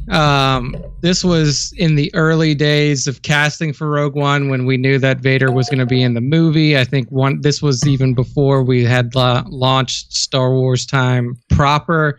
And, it was always something that we knew had to happen just to make things right in the Star Wars universe with the way that things ended for Hayden and how his career had taken a downturn after his Star Wars tenure had ended. So I think that making him, Vader again, having him don the helmet and then remake himself in that role was the right thing to do in all facets. And I also think that it wasn't just something that we wanted for Hayden. I think it was something that Hayden wanted for himself too. And to have the opportunity to do that meant the world to both the fan base and to the man himself. And now that he's back in and able to kind of take up the mantle of Darth Vader again, I think that fans will be excited to see him return in other facets, whether it be, playing Anakin Skywalker like we did see for bits in Kenobi, or seeing him in Force Ghost form. So that was definitely one of the better choices and one of the top moments of this year for sure. Now, do you think Hayden gets any roles outside of Star Wars, or is he still relegated to direct to DVD stuff? Yeah, I mean, at this point, it's kind of hard because I don't know how much he's like, out there and he's trying to get roles. I don't know where he sees his acting life going from here. I mean, like you said, he is kind of a direct to DVD or a direct to streaming service type of, which is a shame because he's not a bad actor. He's not a bad actor. Yeah, no, he isn't. Like, hey, Dr. Awesome, stick around. You'll figure me out much more the longer you come in here to these Tuesday fun sessions, all right? Have some fun. Yes, things get aggressive here. Ask Nick, okay? I've yelled at him before. I've yelled at many of the fans, and there's reasons many fans don't come back. But if you're going to come in here and start pissing in my sandbox, I'm going to call you out. Because I saw you call me out in the DMs too, all right? It might not have been you, but all fucking weekend we had a campaign waged against us by fucking idiots trying to tell us how to run the Star Wars Time Show on Instagram. It's like, who cares? All right? So I don't think you're the idiot that waged the campaign, but you're coming in here like, hey, what's with this? Well, oh my God, you put a girl in a Mando helmet on your Instagram. Like, why is that such a big deal? Go look at Instagram and see what it is. That's all it is fucking girls bouncing around. Give me a break. Welcome to the show, bro. Stick around. People get very upset over individual Stick posts. Around. We have like 17,000 posts on our Instagram. If you don't like one, then don't like I don't get it, man. It's just like, hey, why? I don't know. Why do you do anything in life? Because you want to. Yeah. So anyway, what were we talking about? We were talking about Hayden as Hayden in his acting. I mean, if you look at his IMDb, I mean, he hasn't really done a full film or anything since 2019. And then after 2019, it's basically just been Star Wars stuff, like the voice that he provided for Rise, and then the episodes that he was in for Kenobi, and then upcoming his episodes that he'll be in for Ahsoka. So I think at this point, he may just have kind of put everything to the side and said, like, I'm just going to, live a different life than what I was trying to live prior to Star Wars, and just kind of do projects that I'm interested in, or only focus on things that really have a fan base that supports me. So we'll see where his career goes from here, but I don't anticipate like a huge comeback to Hollywood for Hayden post Star Wars. So, all right, we're getting questions here. Hayden was mostly only portraying Vader when you need to see Hayden's face. It was either else was Tom, like the Tom guy did most of the action, like the fighting, and then the fired Eastern Bloc guy did like most of the like full, like if you had to see Vader full from bodies. Foot to helmet. Yeah, but anytime you were seeing Hayden's face, so in the second duel, in the tanks, that was definitely him in parts of the suit. But anytime you saw full shot Vader, unfortunately, no, that was someone else. Yeah, that's not it. He's just not tall enough. And I guess, inside the suit, they don't want to build stilts into it to make him stand to the full height that he needs. Right, because then they have to do that. They like put his boots like really tall in Revenge of the Sith when he shot the scene on the deck there with Palpatine. They had to do some sort of like ultimate Tom lift. Cruise lifts. I need to get some of that shit like that Tom Cruise has, because I'm a tiny man too. So, but he somehow, they get him to always do camera angles where he looks taller than everybody, and I swear he's got to wear something in his shoes. But I'm not going to talk shit about Tom, because love him or hate him, goofy or not, the guy is undeniably the biggest movie star of all time. I mean, he's had like theater sellout type of career since the 80s, and he's still doing it. And he doesn't look like he ages, so he probably eats babies. Who knows? All right. He's definitely got a blood boy that Scientology like from Mad Max Fury Road, right, where they have to literally capture people from the wasteland to bring in and hook them up to those fucking crazy people for what was his Morton Joe, like the I forget what all those bald boys were called, but they literally had to get hooked up to blood bags, like you're saying. yeah. So Tom Cruise has one of those. That's how he stays. I don't care, so man. Young. He's a pimp. I mean, the fact that he's convinced movie studios and insurance companies to let him do most of those crazy ass stunts. I mean, it's brilliant. All right, I think we can get back on track now. My armpits are done sweating. I've calmed down a little bit. So Nick, go ahead and pick up with the next moment here, which would be what, number 5? That is 1, 2, 3, 4, 5. So this is the Aldani heist episode from Andor.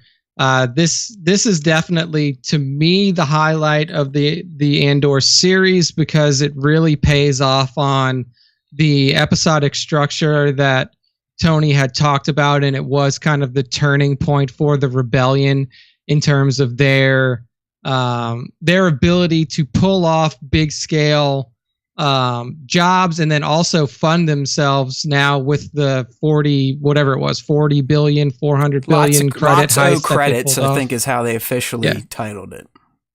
Yeah, and then I think that this was also probably the best CGI that we saw in the show as well, given the meteor shower that the crew was escaping through. Dude, it might have been the most CGI in the whole series, really. In the whole series, yeah. So I think that one to me was the highlight of the series, and also a top highlight from the year as well. Yeah, the episode 6, I think would be on most fans of Andor's top list. To me, Nick, I felt it was like episode 6 and 10 were probably the two biggest bangers in terms of paying off on their 3-episode arc. But 6 really was, as we kind of talked a week or two ago, when this was one of your favorite moments of the season. I mean, episode 6, The Eye, it from start to finish, you're just sitting there like white knuckling your chair, because it is nothing but tension, heist, more tension, shoot skiing, tension, roll credits. But you also, as Nick said, you had that juxtaposed with the visuals in this episode. You know, we've talked about Andor and how we all love its production value, but for the most part, it was a great rendition of a lived-in, worn-out galaxy. It really wasn't flashy. It's nothing you would see on James Cameron's Pandora, outside of what we got on Aldhani when the eye event took place. And, I can remember, Nick, when we were breaking down that episode, that was one of my most favorite elements of the episode was all the colors and the cover it provided and just how it made the cinematography of that episode really stand out. One of the most visually impressive looking scenes, visuals, whatever you want, effects in all of Star Wars. Yeah, agree. So that definitely is a top moment for 2022. All right. This one too, I believe, was a shared moment. So go ahead and run with Tales and Dooku. Yes, the Dooku arc from Tales of the Jedi. Honestly, that could have been my number one moment as well. I didn't make it that, but the fact that we actually got context into Dooku's Jedi life in such a meaningful way, in a way that really changes the perception of Dooku as a character. 100%. Because prior to this, all we've seen from Dooku in any sort of like live action format or like visual moving pictures formats from Clone Wars and then from obviously the movies, episode 2, episode 3. And we had no idea what his backstory was, but given what they've shown us in Tales of the Jedi and how that drastically affects the story told in episode 1, it has to be considered a top moment, even though it only probably was 40 minutes of content total. Dude, yeah, we're talking in 3 shorts. We got a better turning to the dark side story for Dooku than we got for Anakin in 2 feature-length films. Yeah, I mean, just the series of events that we see him go through and the characters that he was directly involved with up until literally the death of Qui-Gon Jinn at the end of episode 1 gives so much context into not only his character, but also Qui-Gon's character and the way that Qui-Gon wanted to train Anakin and the way that Qui-Gon did train Obi-Wan all makes so much more sense now, given the proximity that Dooku had to these characters and the influence that that Palpatine was exerting over him even during his time in the Jedi Order. Let's be real. We all love Christopher Lee. We're not going to rag on him. It's not his fault. But you're introduced to Dooku in Attack of the Clones, and he is like the epitome of over-the-top, like 1920s black and white villain, like, ho, ho, ho, ho, I'm Count Dooku, ha, ha, ha, ho, no, ha, like that conversation he has with Obi-Wan on Geonosis, like, oh, no, oh, you don't tell me this, it's like, what the fuck, I mean, it has elements of that hallway scene we always rag on from Revenge of the Sith, where you're just going, is this real? Like, they actually got in a room, had cameras set up, fucking read the lines and filmed it, and George said, that's a wrap. We got it. We got the shot. And he's just going, what?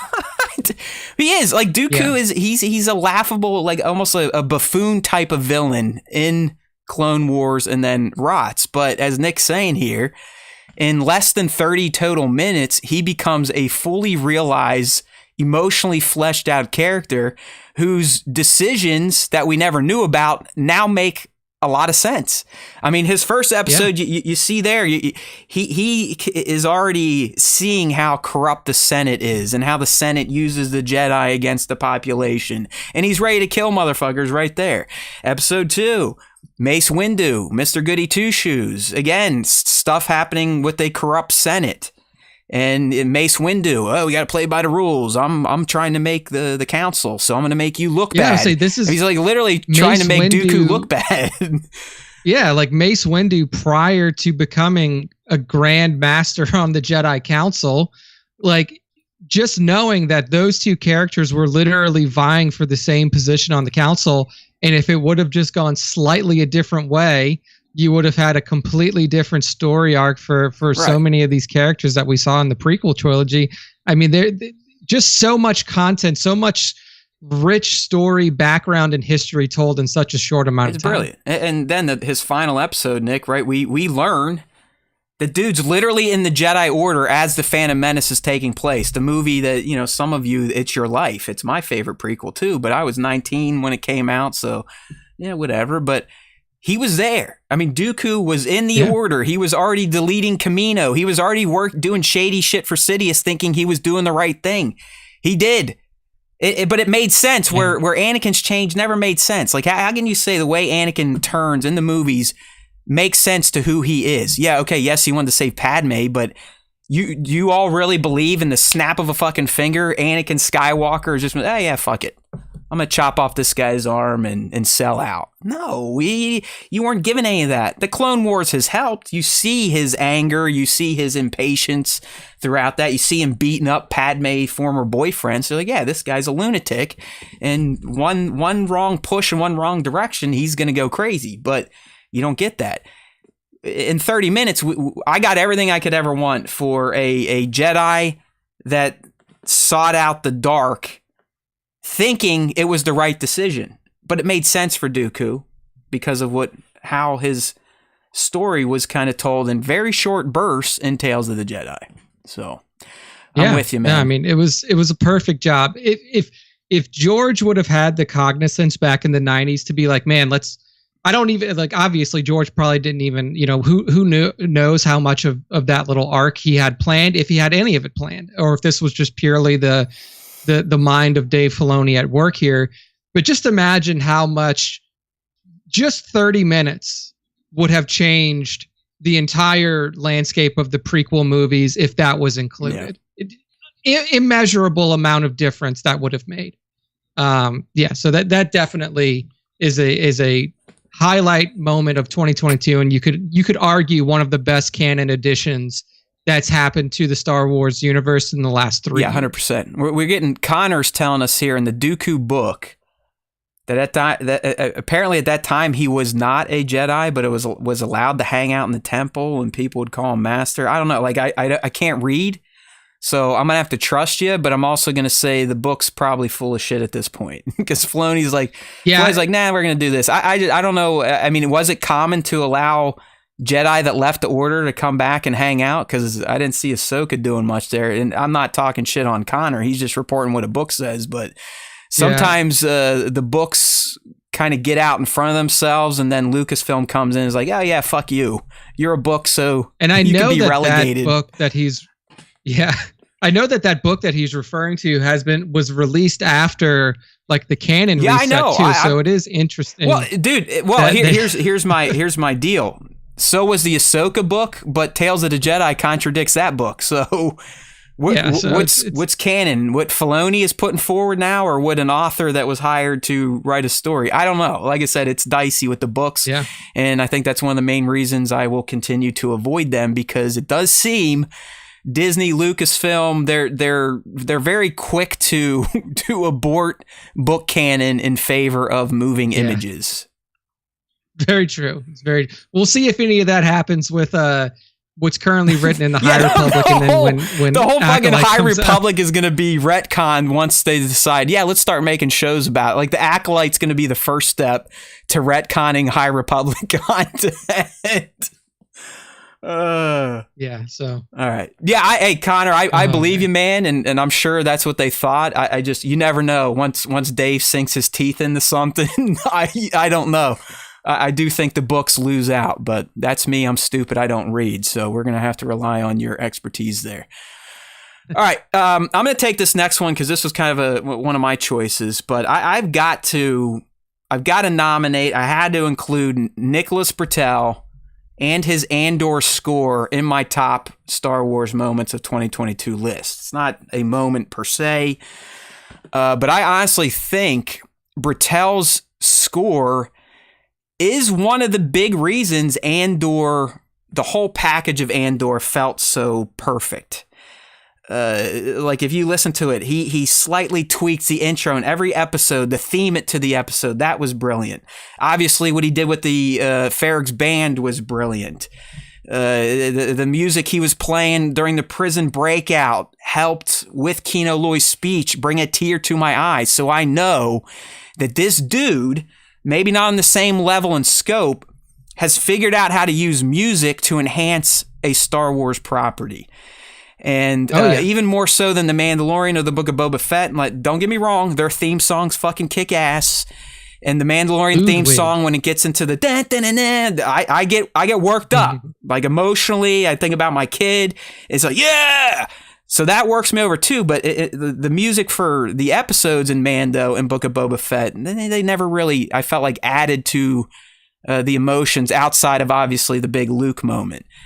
Britell's score, I feel like, just like with Williams in the movies, it was another character that completely enhanced every aspect of Andor, the acting, the way the scenes, the tone, everything. So Nicholas Britell, Andor score.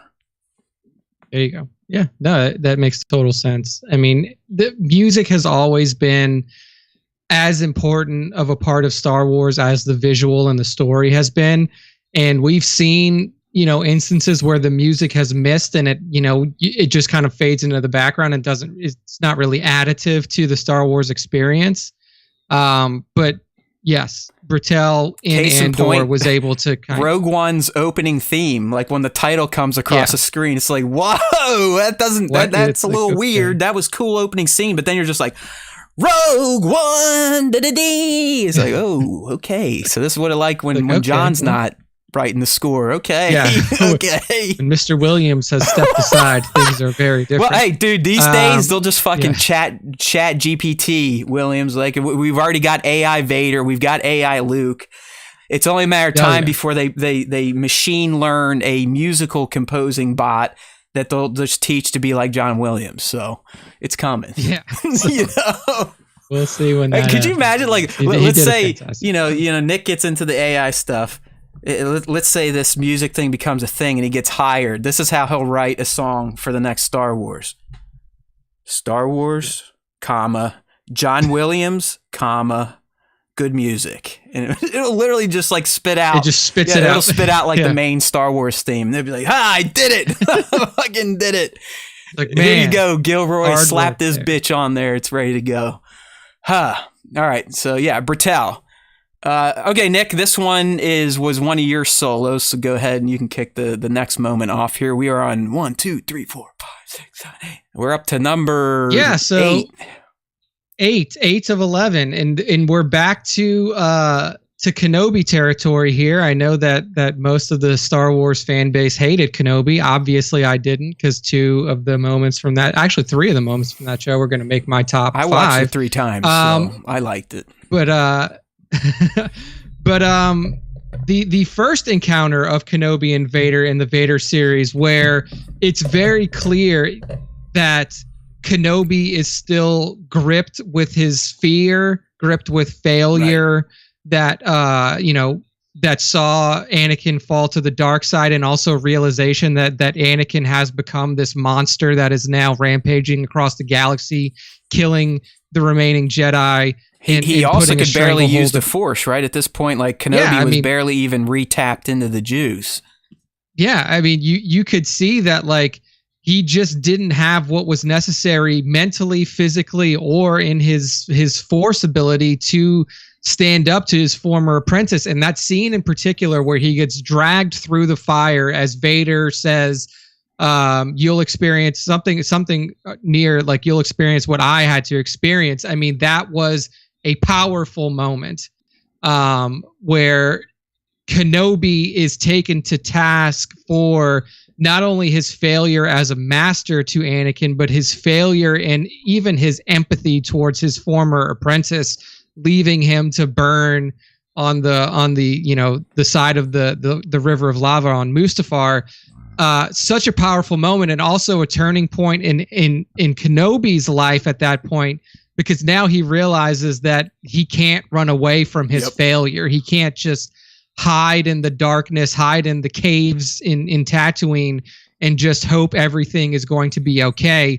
He needs to, find his former strength to be able to make right what he had a part in making wrong in the galaxy. And I think that moment, for that character in particular, is very powerful. And it was a very interesting moment for us to see as fans, because we never I mean, we never had an inkling that Obi-Wan even went through anything like that. We always thought that his torture was mental. Yeah, he was cool as a cucumber. I mean, by the time we meet him again in New Hope, he's fucking chilling, making crate dragon noises, scaring away sand people, cutting jokes with Luke. You know, he's like a crazy old hermit. Yeah, until that point, we thought that all of the anguish that Obi-Wan felt was due to his own making, due to his own isolation and in his own mental kind of, recounting of his failures. But to see the physical ramifications and him being taken to task by Vader in that way really changes his time between episodes 3 and 4. Yeah, I mean, in a pretty that's big why Obi-Wan way. was great. It had such a defined arc for the character. I mean, he went from cave bum, feeling sorry for himself. No one will talk to me in the Force. I failed him. Blah, blah, blah. To becoming the guy, like becoming the old, wise, at peace man that Luke eventually runs into and learns a bit from before he sacrifices himself on the Death Star. I'm glad some of the fans are coming out here in support of Kenobi, Dr. Awesome, Connor, Tones, because that show got shit on so hard after it had finished and even during its run that I was like, man, like at this point, I just don't understand what Star Wars fan base is like. Obviously, you're going to have some degradation in terms of your visual quality because you're working a lot in the volume and stuff like that. But I mean, the way that people were like shitting on that show and, the way that I felt about it was just so disconnected from what the creator fan base was like. I was like, I don't even know if I don't know if I'm wrong here or what the deal is. Thank you. Because Kenobi and the fan reaction is what ultimately broke me over the summer and got me to just finally not give two fucks about how people consume Star Wars programming, because I really do. Like it's a sickness. I'm not saying this is mentally healthy, but I would really get fucking bummed out when people wouldn't like Star Wars that I liked. Because like Nick said, you start to feel like, am I fucking goofy or something? What's wrong with my eyes and brains that I'm not feeling this much anger towards this property that these other people are? Like, I'm genuinely enjoying it. And ultimately, I was ruining Star Wars. I mean, I ruin it every Tuesday when I talk about it, but it was like I was taking on their hate for some reason. I was taking it personally, like almost like they were talking shit about my family. You know what I mean? It's like, dude, you need to disconnect. Like, it's fucking Star Wars. If they hate it and they want to hate watch it, so be it. That should not affect how you process things. And I was really letting it affect. I mean, look, Trevor's in here now. I mean, I was screaming at him over the summer because he didn't like Obi-Wan Kenobi. Like, I was literally genuinely upset with my friend Trevor because he was talking shit on Kenobi. Now, I'm sure he's talking shit again. It's like, go for it. I don't care. Because that's how he feels. So what? I'm not going to change his mind. I enjoyed it. Nick enjoyed it. Some of you other people did too. So... yeah, I mean, it is one of those things that, like, because we have so much passion for it, we want everybody else to feel the same way that we do about content. And like, it is like, it gets to a point to where it's like, after you see so much negativity out there, you're like, man, am I just like wrong? That's what I mean. Like I said, Trevor, you're right. Who cares what other people like or don't? It took me a while to get there. And I there are times with certain people I respect, enjoy, have a relationship beyond just Star Wars time show, I would really get upset, like angry, like Stunt Buddy. It drives me nuts that he does not like Disney Star Wars. And he's one of these people that just always has to find the negative. There's nothing good anymore. It's all bullshit. All this, what do they call it? Woke and blah, blah, blah. That shit bums me the fuck out. Like, this dude and I, we went to Celebration 2. When cosplaying wasn't a thing. We drove there as poor college kids, had our own Jedi outfits, walked around. That was it. He became a stuntman because of Star Wars. And now we can't even talk about it because he triggers me because he doesn't like it. So I'm getting there. It's tough, man. It's tough a lot, especially for you guys going to Celebration 2 for arguably the worst Attack Star of the Wars Clones, movie baby. ever We made. were like, yeah, the new Star Wars. Let's go, Anakin. Look at his Padawan outfit. I mean, that's what my boy rat tail, man. My boy literally made his own Anakin Jedi tunic, like legit leather straps, everything. I mean, we were into it. Star Wars was life, and then he's like a lot of people, just does not like Disney Star Wars one bit, won't tolerate it, won't change their mind, won't try the new stuff. So we don't even talk about Star Wars that much anymore, and it blows. But yes, I've learned over the summer. I think all of you should commend me. I did pretty damn good with Andor and not dedicating our breakdown time to bitching and moaning about fans being pissed about no aliens or bricks or screws. I just like, hey, fuck it. Who cares? I really don't give a shit anymore. If I'm getting my dead ass up at 4:30 in the morning to make content that no one watches, why should I sit there and give myself a fucking ulcer worried about what other people think of Star Wars? End of story. All right, next up, we got the Kino Loy speech. And this is the one that like, this is me, so I guess I should run with this one. Yeah, because I know you thump your chest on this one very you fucking hard. hate this like guy in this moment because you're like, dude. The speech is okay. Yeah. The end of it where he's like, I can't swim. I'm like, dude. Are you, I knew this one would. I was like, this might be on Nick's worst moments list, but I'm going with it. I'm running with my friends. I'm Team Kino. Kino Loy lives. But the one way out speech, however you want to take it, I think for me, a lot of it was Andy Serkis's performance. But as I said earlier when I was talking about Nicholas Bertel, if you go back to that moment and watch him deliver the speech and listen to the music and then see the other prisoners break out and like the music starts to crescendo. Yeah, one way out, one way out. I mean, that shit gets me up and moving and emotional because that music component is in there. Andy's performance is in there, and when they make it to the precipice there, and you know Kino, and then ultimately Cassian and Melshi understand, like, hey, the guy that just kind of let us out of here and got us all charged up and motivated, he can't make the final jump. And to me, that was sad. To Nick, it was laughable. But as we just discussed, we're not going to sit here and get in a pissing match over it. even though both of us probably want to, with me even more so wanting to, but it's all good. I find it to be an emotional moment. It was one of my favorite moments of Andor. And like I said, when I watched it for the second time, that shit hit hard, knowing what was going to happen with our man Kino. He had another good line, you know, no more than 12. But I to me, his standout was the one way out speech. Yeah, no, I mean, I agree. The speech was very strong. I think that Andy Serkis did a fantastic job of bringing that character to life, his second character in the Star Wars universe, who will eventually become his first character in the Star Wars universe, as I said before. Yeah, I mean, the speech itself was fantastic. Definitely. Real quick for Dr. Awesome, all we know is that Tony Gilroy himself said in an interview after the episode, I didn't see him die, did you? So he's kind of, I think he's leaning on the trope that in TV or movie, if you don't see a character physically die and dead, like dead corpse dead, then there's always a possibility.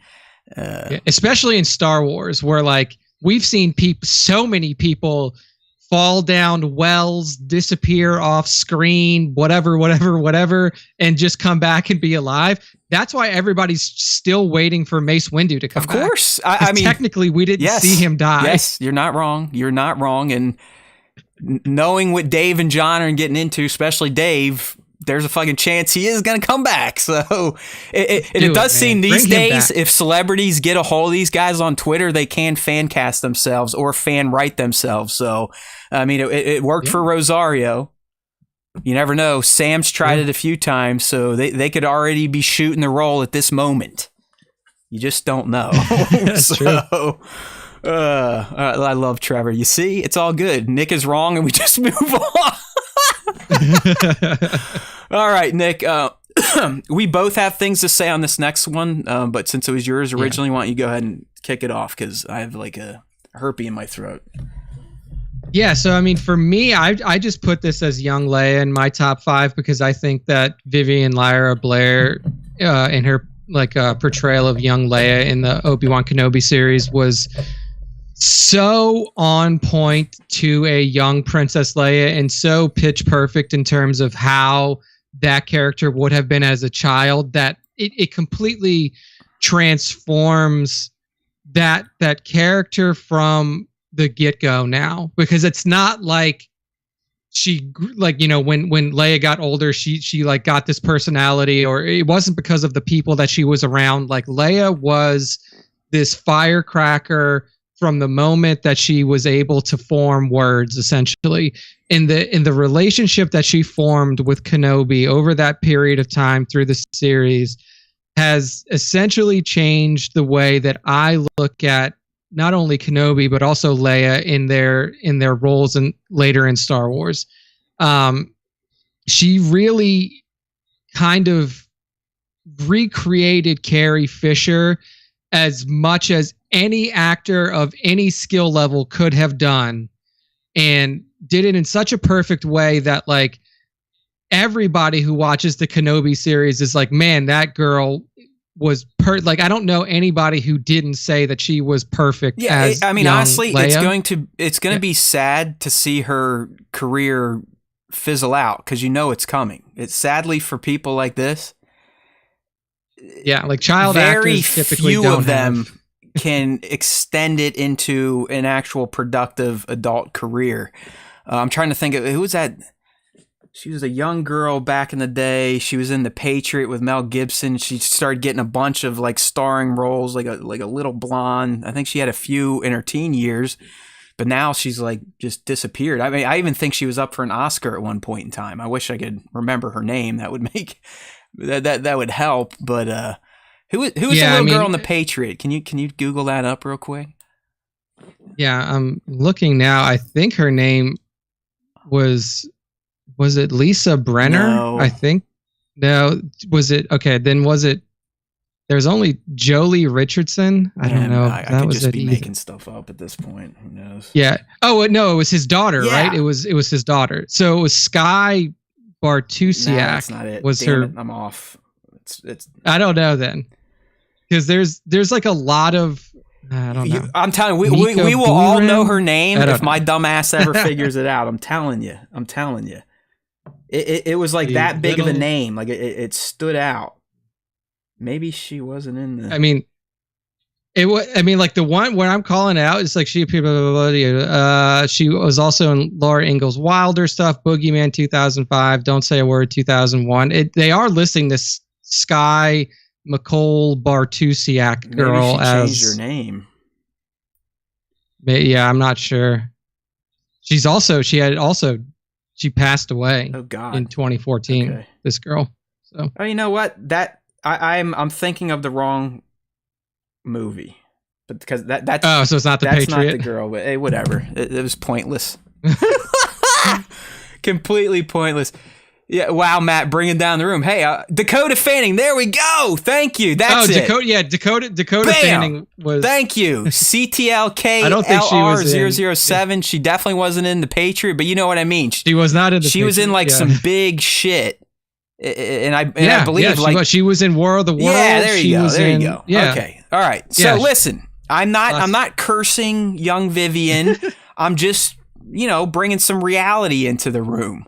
I'm all about it. You're right. Look at Drew Barrymore, but find me one other person like Drew Barrymore. It doesn't really happen that awesome. So a lot of child stars do have a hard time. Hey, I'm pulling for her, and I'm a very negative man, but I'm pulling for her because of what Nick was saying. So I'm sorry. I think I cut off some of your words for her. Do you have anything else on Vivian? No. I think that she handled that spotlight, which is an impossible spotlight to handle given the character that you're playing in the universe that you're playing it in, with such grace and professionalism for somebody her age. I hope that if there are, if time goes on and she ages into a more adolescent Princess Leia, and they do make a piece of content with an adolescent Princess Leia after she's aged into it, I hope she gets to play it again, because she was so good at capturing all of who Princess Leia was at such a young age that it was an unforgettable. There's no way they'll do it, but I think if they brought her in during the first 3-episode run of Andor season 2, Vivian could technically probably still be playing young teen Leia. But if we're talking towards the end of Andor, then no, it's got to be CGI robot looking Leia from Rogue One. Yeah, Uncanny Valley Leia is probably a better description. Because we all love our girl Carrie, but if you really study that moment in Rogue One, like Hope, you just go, oh shit! Like this lady, once the credits roll, this version of Princess Leia probably like malfunctions and murders everyone on the Tantive Fort because like she's a robot. You know what I mean? All right. Back then, technology. To kind of expand upon this, because I also had young Leia, but my caveat was Ben and Leia. That's kind of how I posed it on the list. So I'm glad Nick fleshed out Vivian's contribution here, and he's 100% correct. I'm going to go to hell for potentially saying that she may not have a career beyond child roles, and I'll accept that fate. But for me, it was really the moments her and Ewan had as Ben. And there's 3 in particular that stand out. Is in episode 2, as they're running from Reva, is really one of the first times that Ben relates a story to her about her mother. And that anytime they would talk about the past, just so fucking emotional and touching. Ewan did a fantastic job bringing life to those heavy scenes. And obviously Vivian, as a kid, giving him someone to act off of to kind of get to that place, explaining her mother Padme to her. The second moment between the two was when they were in the back of that farm vehicle on the planet before Vader shows up. And that's when she straight out asks him, like, are you my dad? And that's where he explains, like, listen, no, I mean, I wish I was. I know your dad and your mom, great people. And then obviously a real big one, and one that kind of sets up A New Hope and why she would contact him, is the finale where he goes to Alderaan to say goodbye to her and delivers those deeply emotional lines of, hey, let me give you some insights into your parents. Like, your dad was X, Y, and Z, your mom was A, B, C, and you're everything of that combined. You're great. And then he essentially says, like, listen, we can't talk about this. Like, you and I, we never met. We never went on these adventures because we'll both be in trouble if we, talk about this or share the family album at Christmas or so on and so forth. So that was it was right along the same lines as Nick, but I really, the scenes with young Leia that hit were the ones where her and Ben were talking about Padme and Anakin. Yeah. All right. And the last one, and Nick's probably going, what the hell are we talking about here? But I think the way I had it written down is Lord Gilroy pays off on his arrogance and promises as a top moment. And, Nick and I, we created the Lord Gilroy character. We gave the guy a lot of shit based on his arrogant and cocky interviews, both past and present. He was a fun character on the show for a good part of this year, really from, the summer through Andor.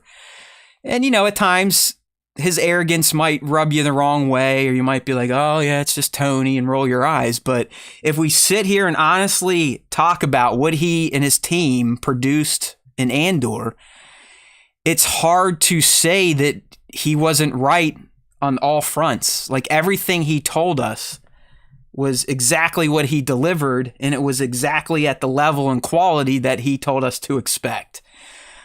And we all learned through the sequels and other Star Wars projects, a lot of times when you got the directors out there and the writers blowing smoke and hyping, that's what it is. It's fucking hype. Tony was talking true, and he never veered, and he did. I mean, he literally paid off on every single thing he said Andor was going to be, and I felt like we needed to honor him and his arrogance and his lordship that we have granted him in 2022, the year of the Gilroy.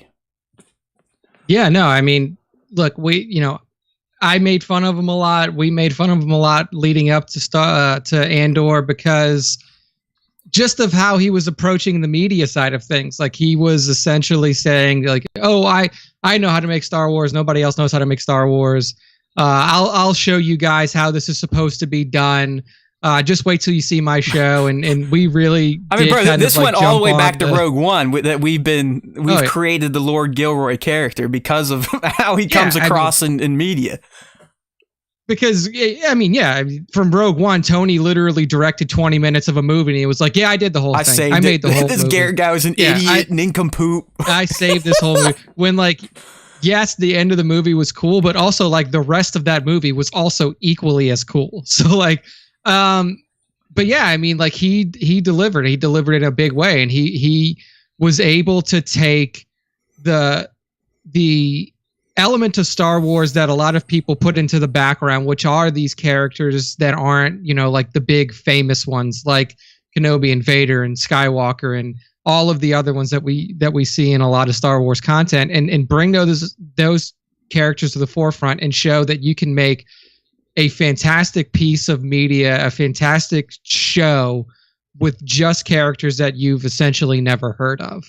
And it really does open up a new world of opportunity for how you tell stories in Star Wars now for other directors who aren't like, I want to tell a story about Boba Fett. I want to tell a story about Luke Skywalker. I want to tell a story about Yoda. You can now say, like, I want to tell a story about the formation of the rebellion. I want to tell a story about, the in-between period of time between episode 7 and episode 6, and not have the focus be on these giant titular characters that we've always been focused on. So he really did deliver on what he said that he was going to do. And even though I like to give him a lot of shit for essentially just having 2 drums attached to himself at all times that he's beating no matter whatever he's doing, he made it happen. His cast, like, remember we were talking about that. They would interview Diego, and they'd essentially be asking him questions. Proxy Tony, and you would get Proxy Tony through Diego. He'd be like, yeah, Tony's the man. Tony said this, so yeah, it's awesome. Tony is the man. Tony is the man. But yeah, hey, it's impressive, man. A lot of times when people are that cocky, it's usually to cover something, but not Tony. I do think Tony would have a great time on the Star Wars Time Show. I feel like we're the type of people he would like to talk to. I think we can get in the gutter. He likes to get in the gutter a little bit. But I don't know if he could, like, if we talked about him when he's on the show, like we talk about him when he's off of the show, I don't know if he could take those ego hits. Like, I think he would love like if someone would create the story of Matt and Nick and their journey with Lord Gilroy. I think he would love that movie. Seeing how we were like kind of, we were naysayers. We were adversarial towards him. We would talk shit. We made up monikers for him. But then over time, he proved himself, and our tune started to change, right? This would be like the 3/4 portion of a Christmas movie where they realize, like, oh, wow, they do love me, and I love them too. And we can't let this separate us anymore. So, we got to knock down every wall possible, and then it'd just be a big love fest. I do think he would appreciate how we've come full circle.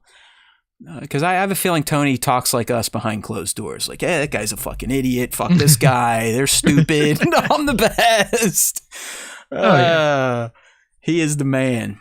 So there you go.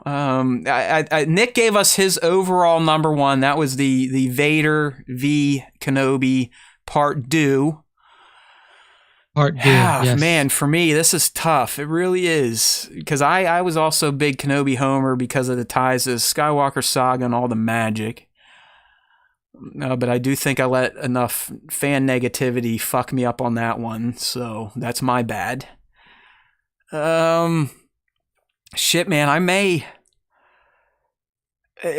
think it's a toss-up between meeting the character of Luthen Rael in that speech and Andor's score, believe it or not. I'm very moved by music in life, all forms of music. Like music is one of the only things that can get this emotionless husk of a human to feel something.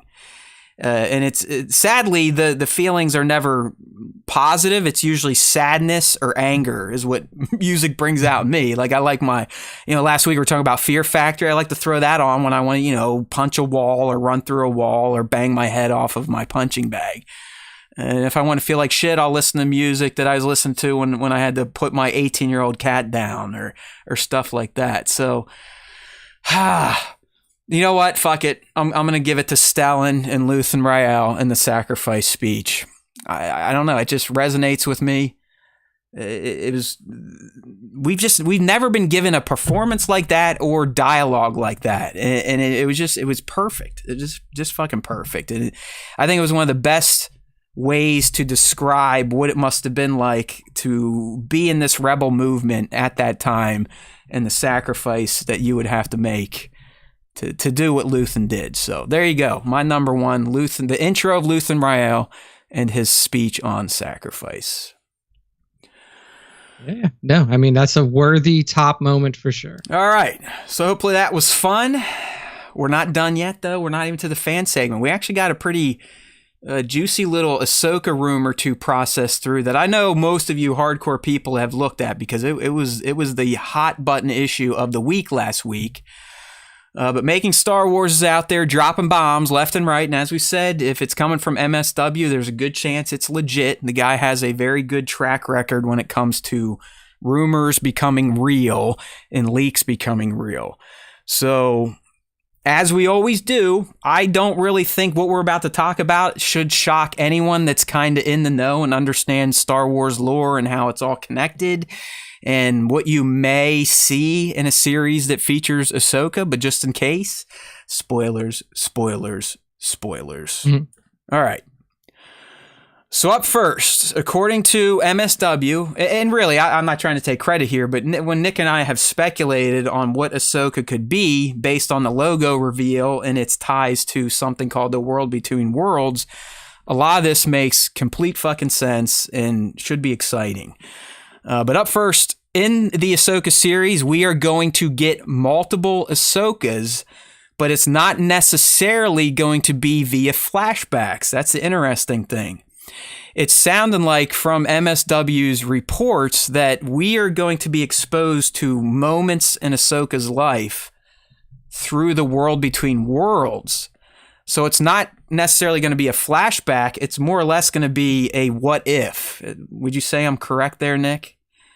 Like World Between Worlds can be used to do what if stuff. It's not just for time travel. You can remove people. The alternate. Yeah, you can remove people from a timeline, which would create essentially a different timeline. So, but it sounds like the multiple Ahsokas will be delivered through this World Between Worlds. If you're not familiar with it, you need to watch Star Wars Rebels. I believe at least season 3 and 4 for sure. But it's essentially Star Wars version of time travel and a multiverse. Okay. Yes. So fans should specifically expect to see a teenage Clone Wars era Ahsoka. The Ahsoka the White from the Rebels epilogue, and then obviously Mandoverse era Ahsoka. MSW is reporting that there's going to be a different actress altogether to play the younger Ahsoka, but does not know if Eckstein is going to provide the voice or anything like that. And last but not least, these shots of a younger Ahsoka, like I said, aren't going to be flashbacks per se. It's going to be more like, hey, if I would have done this, what would my life have played out to be type of stuff. But these are going to be more glimpses versus the main plot. So the main plot is still going to be Mandoverse era Ahsoka. Okay. So getting into the WBW aspect of all this, the World Between Worlds. So this is going to be the main driver of seeing Ahsoka at these different times in her life. But like I said, it's going to be more of a what if memory than a true flashback. And by that, what I mean is it sounds like, dude, she's going to be using the WBW to essentially see if there were different outcomes for her life if she would have returned to the Jedi Order. That seems to be like the main moment that she seems to revisit and question. So this is more speculation based on these rumors, but Nick, it's going to sound like a good part of Ahsoka is going to be her coming to terms with her past and her destiny, and realizing that no matter what she tries to do to her past, her destiny will always remain unchanged because it has to. Like, her destiny has to be what it was to ensure that whatever happens with the Skywalkers happens, so on and so forth. It makes sense for her character that had such a giant trajectory shift in her life at like a very specific point. You know, usually that doesn't happen to a person, and when it does, there's always that like moment where you think back and you're like, what if I didn't do this? Like, what if I fork in the road like moments for her? What if I didn't leave? Like, what if I didn't choose to leave? Or what if I chose to come back shortly after, or something like that? Yeah, like for me, we all have fork in the road moments in our life. I hope you do. Otherwise, you've just sat in your parents' basement the whole time. But, you know, a big one for me would be, you know, what if my dad never got relocated when I was in high school? What would have happened to my life if I just stayed in Pittsburgh and never got moved to Columbus when I was a freshman? That's a moment clearly in my life that really fucking forked it out in a different direction. So, very good, Nick. That's kind of how I'm thinking they're going to use the World Between Worlds for Ahsoka, so she can kind of come to grips with the fact, like, you know what? Leaving the Order is what I was supposed to do. Because even if I didn't, we're still ending up. And here's going to be the fun part. So continuing on with the rumor here, she's going to be seeing all these different possible outcomes for her life via the World Between Worlds. And that no matter what happens, all these moments lead to a particular major moment in her story, which is the choice to leave the Jedi Order. So MSW is reporting that we are going to see moments that if she did return, what would have happened? And here's the kicker.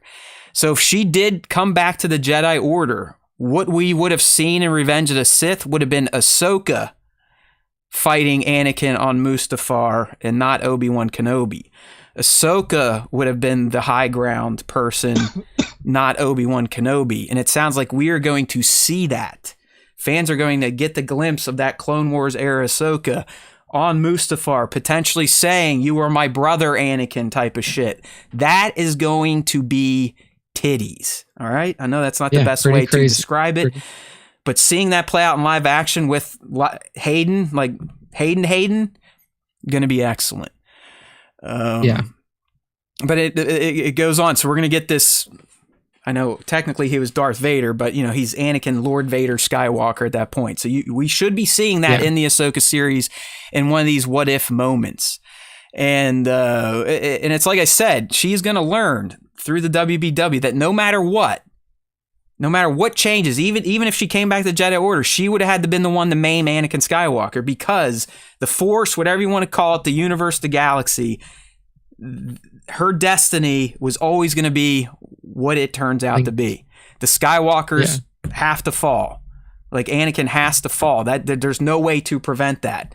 So she is going to slowly learn that. And it's kind of like how Kenobi learned over his 6 episodes. Like, okay, I shouldn't feel so bad about this, and I should open myself up back to the Force. Ahsoka's going to have a similar arc where she's probably feeling bad. Like, did Anakin do this because I left him type of shit? Very similar to what Ben was experiencing in the caves. So what else we got here? So in essence, WW will show Ahsoka that Anakin was truly destined to fall. Okay, we got all that stuff. She is going to see some other moments in WBW, like Nick's about to bring up here. So she is going to revisit, like, if I would have killed Thrawn instead of letting Ezra sacrifice himself, would that have prevented something? And she's going to learn, no, that had to happen too. So like I said, everything the WBW is showing her and she's trying to learn, she is going to figure out in the end, like, there's nothing I could have done.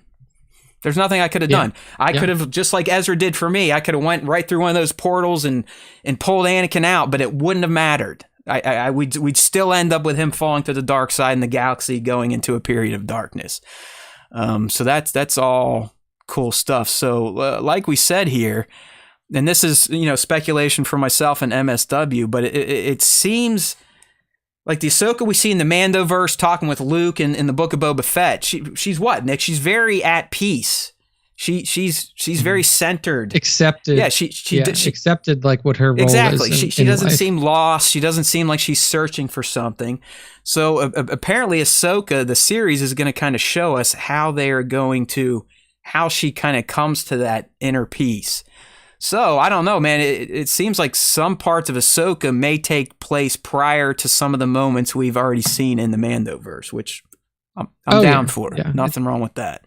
Yeah, I mean, it's going to be interesting just to see, like, from her perspective, the key moments in her life and the decisions that she made, and also get to see, like, what state of mind she was in prior to when we see her in the Mandoverse. Because, like we said, once we see her with Luke and Book, like, she has kind of accepted her role in life and has come to peace with her past. But, like, you have to imagine, for somebody who was so, like, who had gone through what she went through at such a young age and saw not only, like, her best friend and master become a monster, but you also saw the galaxy itself fall to pieces right in front of your eyes, and have a feeling that, like, I could have changed it.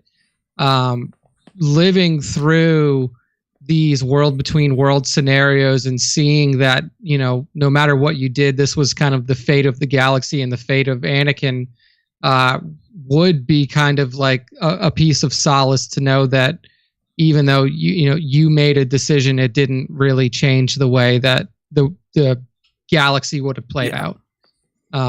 So yeah. Trevor's got a Pretty good cool, point. pretty cool. I mean, how much explanation will go into WBW for general audiences? I don't know. I mean, I think they could probably do it in 2 or 3 minutes, really, without taking up too much plot, because they do make it pretty straightforward. It's literally, you go through a portal, you're in the world between worlds, and every portal leads to another timeline, essentially, another moment in time. I mean, we saw, Ezra was running through there. Once he pulled her out, Palpatine shooting fucking blue fireballs through it, trying to get them, because Palpatine wanted access to the WBW, because he could go through and do whatever he wanted. I mean, he could just squish Anakin's head when he's a baby if he felt like it, or Obi-Wan, or any of them. So, yeah. But it is something to think about, because we, even in here, Dr. Awesome never saw Rebels, so when we're talking about multiple Ahsokas, it's like, what are we doing here? But I promise you, for time travel and multiverses, the world between worlds is actually, in my opinion, pretty straightforward in how it operates, and they show you in Rebels how it operates. I mean, literally, Ezra is the reason Ahsoka makes it off of Malachor, because of the world between worlds.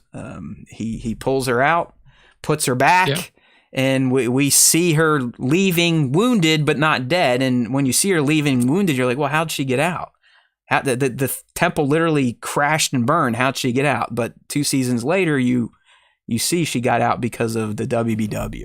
And like we've always been saying, clearly Thrawn and Ezra are going to be a big part of Ahsoka. That's her main mission. That's what she and Sabine were getting ready to do at the end of Rebels. So, yeah, world between worlds, Ahsoka, look at her logo. It all lines up. So I do think these rumors are spot on. To continue on, like we said, you are going to get Hayden. You are going to see him as Anakin. You're going to at least get that one Clone Wars era flashback on Mustafar, but with Ahsoka versus Kenobi. But it also sounds like we are going to get some Ahsoka and Anakin in live action Clone Wars era battles. Maybe just doing their thing, kind of having fun, like from the series when they would get into battle there. So it's all sounding good. Like, 2 weeks ago or last week, we talked about how Ahsoka is probably going to at least introduce this idea of the new beyond, new space. Which makes complete sense if it's fucking around with the world between worlds, right? It ends with an S for a reason. Worlds, not world between worlds. Multiple. So I'm digging it. I do think Ahsoka especially because it's Dave centric. Like, this is Dave's baby. It's not John. Ahsoka is going to be just lore heavy, right? Like it is going to scratch a lot of lore itches that fans of Clone Wars, Rebels, and obviously the Mandoverse, they might not even know they have them, but it's going to scratch them. Yeah. I mean, it's going to bring up so many moments that are relevant to the time, like so many moments that are going to be relevant to the future of the Mandoverse are going to come from that show. That like we really can't even like say how important they are yet, because if the Mandoverse goes in the way that we're expecting it to, where you have Thrawn entering as your primary villain, which obviously I think is well on track to do that now that Lars Mikkelsen is going to be playing Thrawn in live action. We know that Ahsoka is going to continue her journey to find Ezra. We know that Sabine is going to come in, and we know that essentially what we're working towards is an end-game level kind of finale with, we assume, Thrawn as the figurehead, as the Thanos of that whole thing. Like, this is going to be really the Ahsoka series, I feel like, is going to be the one that sparks kind of that movement in that direction. Totally. Yeah. I mean, that's more or less what we were talking about, how it's going to be the first one to tease this new space where Thrawn apparently has been hiding out, or where he was sent to by the Purgils with Ezra. And then that will be expanded upon in Skeleton Crew.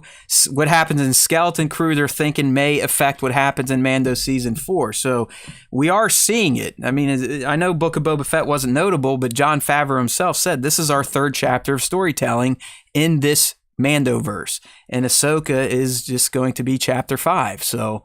and Skeleton Crew will be 6, and then Mando will probably be 7. And as Nick said, unless this has all been scrapped now, all this stuff is funneling towards a crossover event, just like they promised 2 years ago on stage when they dropped the roadmap, which has now been cratered a bit. Like, most of the movies are dead that they announced, and Rangers of New Republic died because of Gina and all that shit. But they are still... And I honestly think Skeleton Crew, Nick, was the reaction to Rangers of the New Republic. To Rangers, yeah. I think so too. I think parts of that are, at least. I think they're at least going to offload the main thing that they needed to do with Rangers, and kind of put that there, which was probably exploring this new as I'm calling it. So, I mean, that is typically, Rangers will typically go check out areas that are undiscovered, stuff like that. So, one quick thing. Trevor, I hope they de-age him this time. I'm kind of there, but I guess they could get away with it technically if it's more Clone Wars era Anakin than Padawan Anakin, because I will agree in Kenobi, when they did not de-age Hayden that much to put him back to Rat Tail Anakin, it was like, okay, it was a little, there's a few more wrinkles there than Hayden had back in his early 20s. But if it's the thick of the Clone Wars, or you're like year 2 or the last year of the Clone Wars, year 3, you probably could get away with it, because he's going to have that longer hair at that time. He's going to have the face scar, and it probably won't be as noticeable. But I'm not opposed to it. I mean, if they can take Harrison Ford back to Indiana Jones 3 appearance and it looks great, let's go. Spend some money for Hayden too. Yeah. All right, dude. Yeah, so I think that covers those rumors there, but that one really got the internet going last week, and it's just I still wish we knew someone at Reddit, because Bespin Bulletin, fan of the site, the dude definitely gets scoops, but he's got some sort of in on Star Wars leaks, because somehow he's allowed to take making Star Wars content, and they post Bespin Bulletin's article on Reddit, which is against their rules, which... I've never understood the rules over there anyways, but it does seem some accounts are favored by the mods and are allowed to do whatever the fuck they want. And literally the guy gets so much traffic, his server seizes up on moments like this. But I can tell you right now, we had this out before Bespin Bulletin. As soon as MSW put it out, we had it out. But Reddit hates our guts, also, like most of the internet. We're blacklisted from Reddit. Why not? Yeah. What else is new? All right, dude. That means it is time to get in. I must have been searching for jewelry these days. The holiday season is upon us, my friends. Because look at all these fucking ads I'm getting for rings. But we do it every week. We got some new people here. Dr. Awesome, welcome to the show. I know, it was a fun introduction to the Star Wars Time Show for you. But look, you stuck around, you had some fun. Maybe you'll come back. But the one reason to come back is every week, at least when we're on air, not next week, but the other 50 weeks of the year, we have a dedicated fan segment. There's two wings of it. We start with the question of the week, which we post on Tuesday mornings at Star Wars Time Show on Instagram, both in the stories and our profile. And then we also have our top 5 Star Wars artists of the week. No babes in lingerie. It didn't make the cut. I had to archive it because everyone got angry at us. And I was just like, you know what? It's Sunday. I'm hanging out with the family. I don't need this shit. All right. So let's go ahead and start with the question of the week. Let me get some screens switched around here, Nick, and then I'll intro it and do the first one or two, and then you take the rest. Okay. Yes. So the question is up on the screen. It was a tough one. We always try to line it up with one of our topics so you can contribute to the conversation. So this week's question was, what is your favorite Star Wars moment of 2022? It could have been a particular announcement, a reveal, TV show moments. You had carte blanche access to your response. So we got 2 in the story. First one from homie Rippick Tan here. Or Rippick __ Tan. Let's get that correct. All right, so here we go. A great year for Star Wars fans. It's great to be challenged to go into a new style of show like Andor and love it for what it is. Seeing Boba survive the Sarlacc pit, Luke training Grogu and hanging with Ahsoka, Mando getting an N1, the Black Series really stepped up their action figure game. You guys had a great year, Tuesday shows, the excellent work from all the toy photographers, and I think my favorite Star Wars related moment was just having Hayden and Ewan back together on screen again. There you go. It sounds like it's almost like he was in our meeting for this segment. He hit a lot of good ones there. I mean, I'm not as much on the Black Series anymore. I've tried to give my wallet a break since I've crossed over to 1/6 scale. But pretty much everything he said on here, we had captured in our list. So Rippick Tan gets a gold star. Yay! All right. Way to go. So we're allowed to keep liking him because they're smart. Okay, next. Is Roberto Calderon, a.k.a. at Calro _Debro. Favorite moments, Grogu and the Rancor. Short and sweet, knows what he likes what he knows. So that's what we're getting from Roberto. Thanks for the comment, good sir. And Nick, the stage is yours. I'll take the rest. Lima 4 Photos says, for me, it's when my daughter at 20 months old demonstrated that she could identify Grogu, Leia, Boba Fett, and Vader by name and appearance. Excellent. And she could do this regardless if she's seeing them on a screen, as an action figure, or even in more abstract representation. I have to comment on this one real quick because I think Liam is in the chat for the first time. And he's easily one of our biggest super fans, if not the super fan, in terms of always promoting, always commenting, and leaving good words. But I too, I still have a daughter, but she's going to be 7 here in a few months. So the little cutesy stuff is all but gone. But I too remember these moments where I'd buy her the bath toys of Star Wars, or we'd have the big picture books. And I think she was like 1.5 or 2, just barely able to speak and actually form human language. And we'd be able to go, like, we'd flip a page, be like, okay, where's Luke Skywalker? And she'd be like, Luke, and point to him. All right, where's Leia? Leia. Okay, where's an Imperial Guard? Right there. It's like, yeah. But Lima, I do have to warn you, and I don't really feel like I was like just jamming propaganda in her face. But Star Wars is all but gone from her days at this point in time at 6.5. It just, I don't think she remembers much of the story because when we're little we got mushy brains. We're just watching moving images. That's why they can watch the same shit over and over. So I do think there's a time where I am going to re-roll out the movies so she can actually watch them as a human being that can process thought. But her love and passion for Star Wars just dried up extremely fast once she got into, playing with little girls, and, little girls don't do Star Wars. The horrible shit that happens with little kids on a playground. Boys telling her she can't like Star Wars and shit like that. So, but I love reading comments like this, because I know what it's like to be a parent and feeling like, all right, my kid might like Star Wars just as much as me. This is going to be fun. I just got to give you a little bit of a warning, especially with the little ladies. They might not take to it like us dudes do beyond a certain age, so just be prepared. We'll see if Lima's little one can maintain the path of the Jedi. I mean, Tones is a great point here. I mean, Tone has two boys. They're older, but I believe just one of his sons became a Star Wars nut. So it is, as much as we try, as many toys as we buy and put in cribs and bathtubs, they're going to be people too. Believe it or not, they're going to start making their own choices, sadly. So, but good comment here, Lima, and always thank you, Vicente, for doing what you do. Thank you, Lima, for your response. Next up, 2797 Studios, Mr. Bat. He says, for me, it was Celebration. Hey, I was hoping we'd get one of these.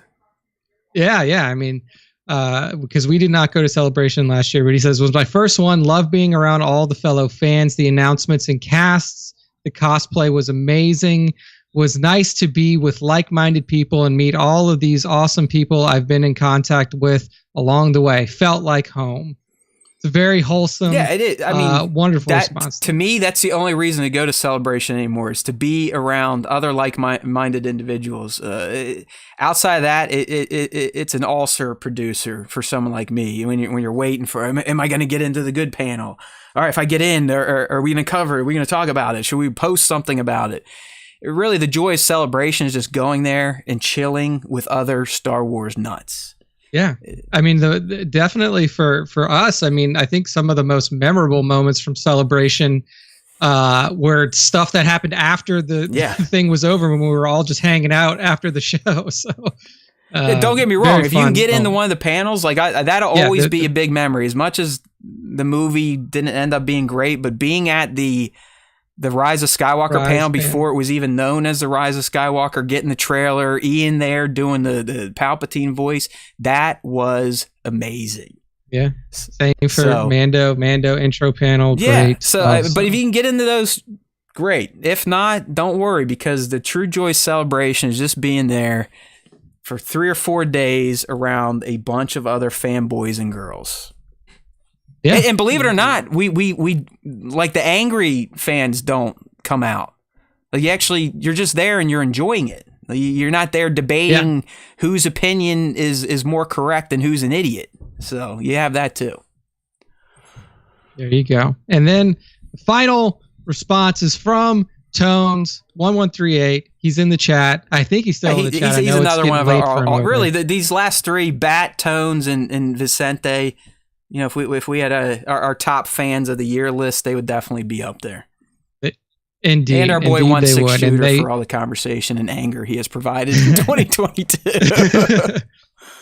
Man. That's why they make our closeout fan segment here. But Tone says far too many to pick, but seeing Fett escape the Sarlacc was a childhood wish of mine. So it's definitely that moment for me. Happy holidays, guys. You do us all an outstanding weekly service in providing a top-class podcast throughout the year. Thank you. Thank you, Tones, for always sticking around with us in the show when you can, even though we do it at odd hours and you're part of the world. Yeah. Thank you to all of our fans who come here. It's got to be like 10 o'clock over there for him, 10 or 11 o'clock. So God bless people like Tones, and he's got himself a new lady love after a few turbulent years of going through some personal shit. So we're always happy for him. And if you're new here and you want to kind of keep the conversation going, we only do one show a week, but we do have a Discord that you can come in and I actively dip in there and out. It's really just kind of turned into a communication tool for Tones, Bat, and I, but we're down for more. Join in. We got the open link in our Instagram link tree, at least until Elon Musk bans links on Instagram too. Because you're no longer allowed to link out to other platforms on Twitter. I love it. We'll see how Twitter that is just like, outside of people losing their careers and destroying their lives right before Christmas, watching what's happening at Twitter is like a daily thing for me. It's crazy how this place is being managed, but hey, it's fun to watch. I'm glad I'm not a part of it. Okay. Fair. All right, my friends. I think nope, we're not done yet. What the hell am I doing, Nick? Get us back on track, good sir. I'm losing it. Not done yet. I'm trying to rob you motherfuckers of some Star Wars time. We still have one segment to go before we close it out this week, and that is the top 5 Star Wars fan artist features of the week. We do this every week. This one runs. This one runs from December 12th through December 19th of this year. And we are closing out the year with a fun top 5 that gets kicked off with something from 97 Parsecs Photography. Before that, if you want to get into this segment, make sure you use hashtag Star Wars Time Show on your Star Wars post. Tag us on your post as well. Tag, go to very ad important. tag. Not just at Star Wars. Like literally do the ad tag and put it, because it's hashtags are useless. Yes. So add tag Star Wars Time Show, at Star Wars Time Show. Put Star Wars Time Show everywhere you can, and then that way Matt can see it. It gets on his radar. He can share it. Nick, the new trend is just slide into our DMs and tell me how much we suck and how we should feature your work. Yeah. That seems to be the new approach by a few accounts. That's also a good approach. And hey, like we've said before, you can tag us in your artwork, whether it be toy photography, digital art. There's always time. It can be anything. Cosplay art, tattoos. Tattoo was featured last week. Any type of don't art, put artwork. hot babes on it, my man, or things get crazy over there. So. And honestly, if you are a female cosplayer that does it in a ton of clothes, no clothes at all, or however you want to do it, tag us as well, because guess what? We can feature anything we want on our page. This what is this? This top 5. What are you calling this cosplay? It's like, oh my god! It's like, what did I do? What the fuck did I do to myself? You would imagine that a bunch of probably male-dominated Instagram followers would enjoy seeing a woman in her underwear wearing a Mandalorian helmet, but I guess not. I guess that was very offensive to a lot of people. That was very offensive to a lot of people. All right, man. So who we got? We'll feature it anyway. I always like when you get to pick, because I don't really get to see him. So it's kind of even though I featured him initially, I like seeing who you pick for the 5er here. Indeed. So our top 5 for this week kicks off with at 97_parsecs_photography with a holiday themed rendition of the Mandoverse. So what we see here is Mr. Boba Fett wearing a Santa cap, holding a scale replica of his own ship, the Slave One, surrounded by presents. One, canceled. Oh no, I forget, what is it called now? The fire spray, whatever. It's even better, dude. It's Boba Fett's starship.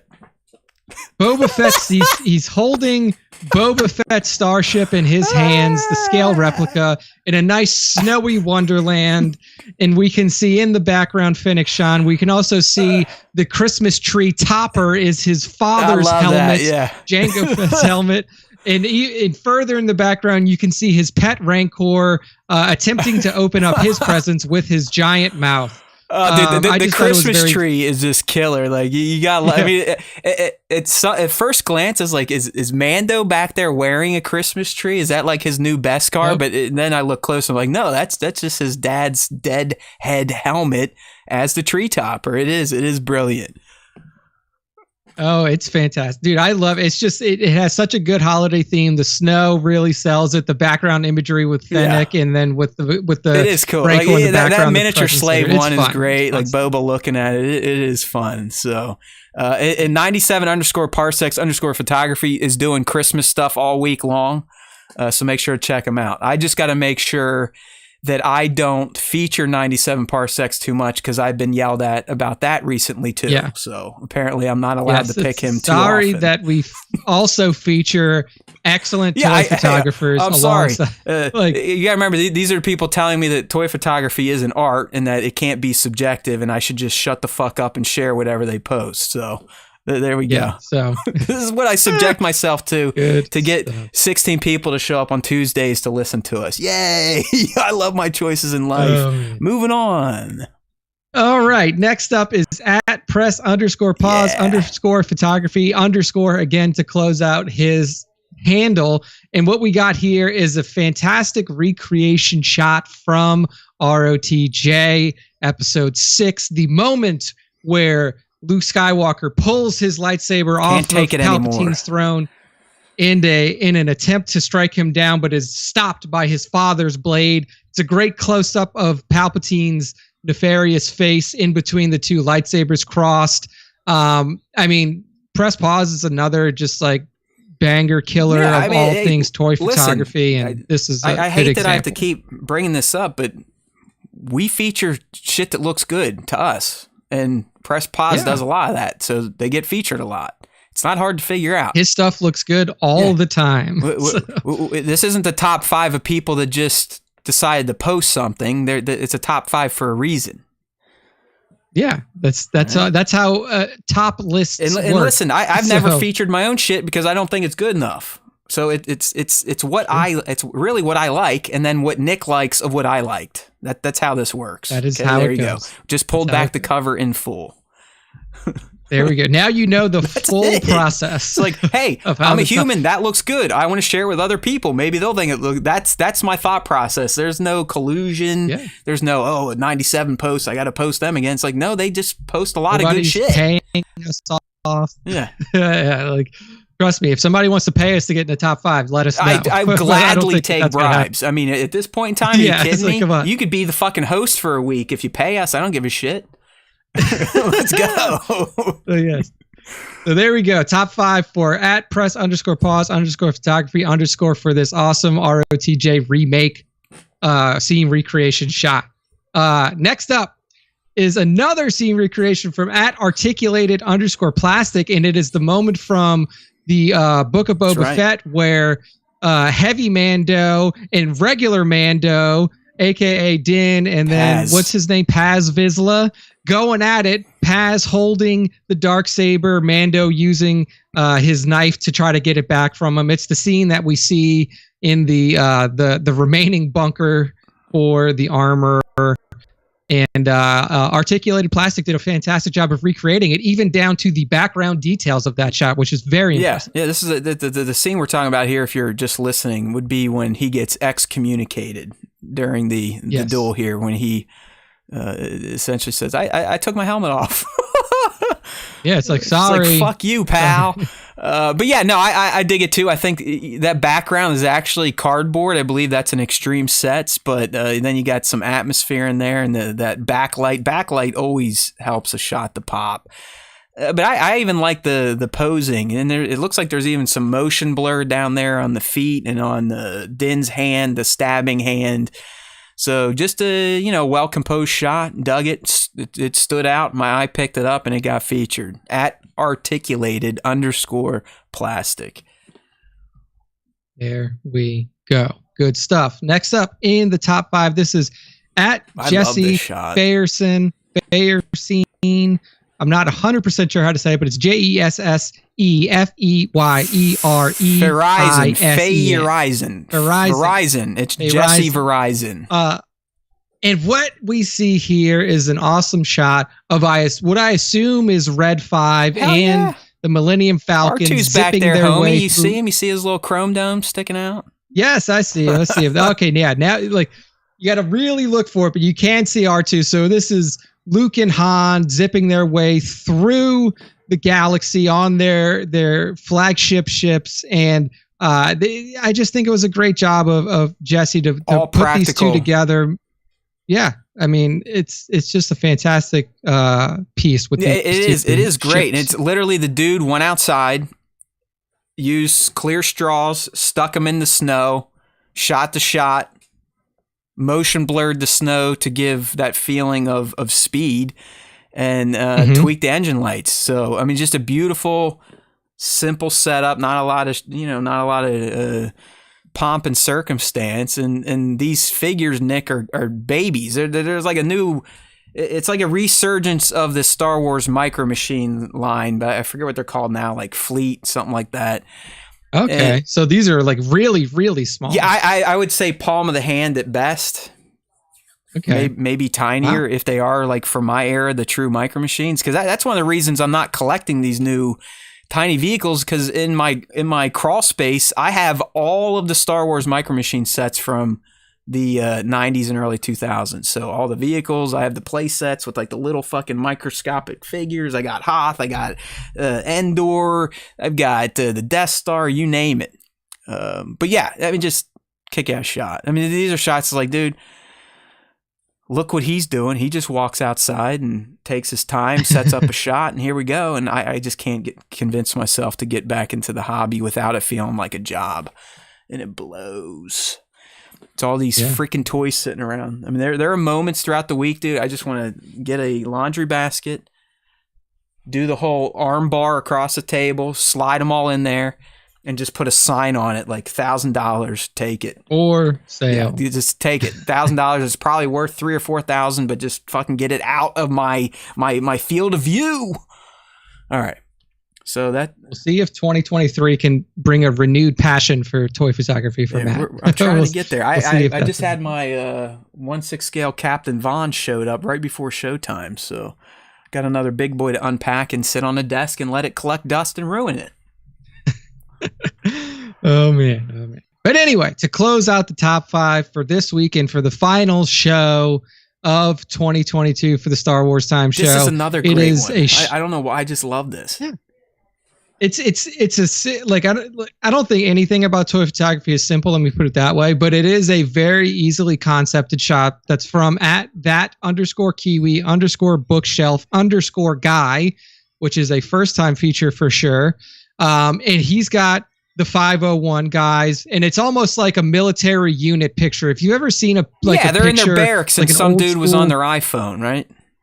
Yeah, like an old picture of a military unit all together in uniform. This is what we have here. The 501st together in the barracks, maybe right before they go out for a mission. They may be on a ship, but it's just the guys hanging out before time to fight. And I just thought it was a fantastic job. The work that it probably took Kiwi Bookshelf Guy to set all these little fellas up without falling over. That's the trick right there, man. Time. Like, this might look simple, but getting these little dickheads to all stand up and not domino, that's where the hard rating for this shot goes way up. It is great. It's like, even the perspective, it makes them feel like actual 501 cosplayers, doesn't it? Like, it does feel like those are real people in clone trooper armor. And I think I mean, like, if you didn't know that these were toys, you could be like, oh yeah, this is like some like a cosplay group. It could be the 501st in new uniforms. Exactly. You know? So, and I like the variety of clones there. I mean, you got some BAFs, you got some ARC troopers in there, Rex is in there. You got standard 501 clones, visored clones, unvisored clones. It's just it's a great little lineup shot. So, dig it. And that's @that_Kiwi_bookshelf_guy. Bingo. And that's the end of the top 5. And that's the end of our final show for 2022. We will see you in 2023. Matt, take us to the end of the show. And my friends, he is not lying. This was our last show of the year. We're going to take next week off, but I'm not done yet. Don't worry. If you're, a podcaster, if you missed some of the live stream and you want to listen to it on the radio or on your phone, I'll still get that for you tomorrow after I go get some blood drawn in my last physical therapy appointment of all time, or at least until I wreck myself again on the one wheel. But I've made it. I've completed therapy. I can walk. I can run. I can jump. It all hurts like shit, but it's better than not using my leg. So we're at least there. It's been a fun 6 months since June. Let me tell you. But Nick's not wrong. We'll be taking next week off to just kind of enjoy the post Christmas holiday with friends and family. But we will be back. Don't forget. In January, we're going to do a one-time special schedule change. Our first show of 2023 is going to be on January 4th, a Wednesday. that day also happens to be Bad Batch Season 2 premiere day. So it's going to be the first time ever, really. Nick and I are going to go live only a few hours after new Star Wars hits Disney+. So I'm excited for it, but you all shouldn't get that excited because it's not going to stay that way. The schedule will revert back to Tuesdays after that first week in January. So may the Force be with you all. You all know it. There's always time for Star Wars time. I'm glad we had some new people in here, even though they caught a few rights and lefts when they came in. I think they understood, like, hey, Star Wars time show. This place is kind of fucking weird. I might stay and hang out with these weirdos, and that's what we like. So if you do stick around, if you want to bring some more people to the party, don't forget to tell them StarWarsTime.net. That's the best place to find information and links to subscribe to the podcast on the internet. So StarWarsTime.net. Get yourself on the podcast platforms. Rate and review if they allow you. That is better than giving us cash. All right. We also got some YouTube info on StarWarsTime.net. Not to mention the content we post up in between shows every week, so you always know what the bros will be talking about on the latest edition of the SWTS. All right, people.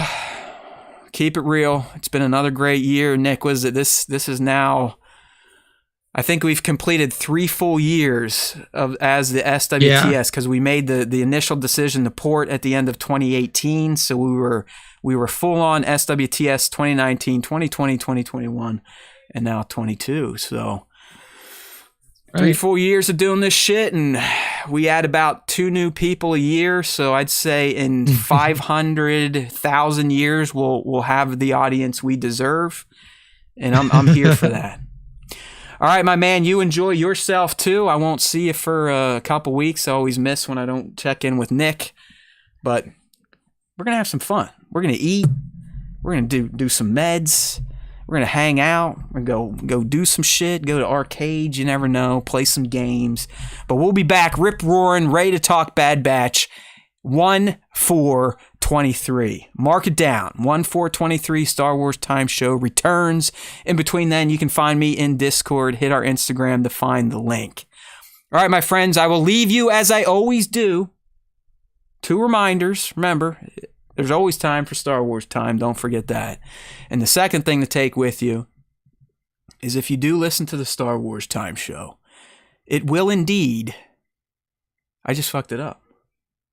How dare I? It will ensure. Yeah. It will indeed ensure. It will do something. No, if you listen to the Star Wars Time Show, the Force will be with you always.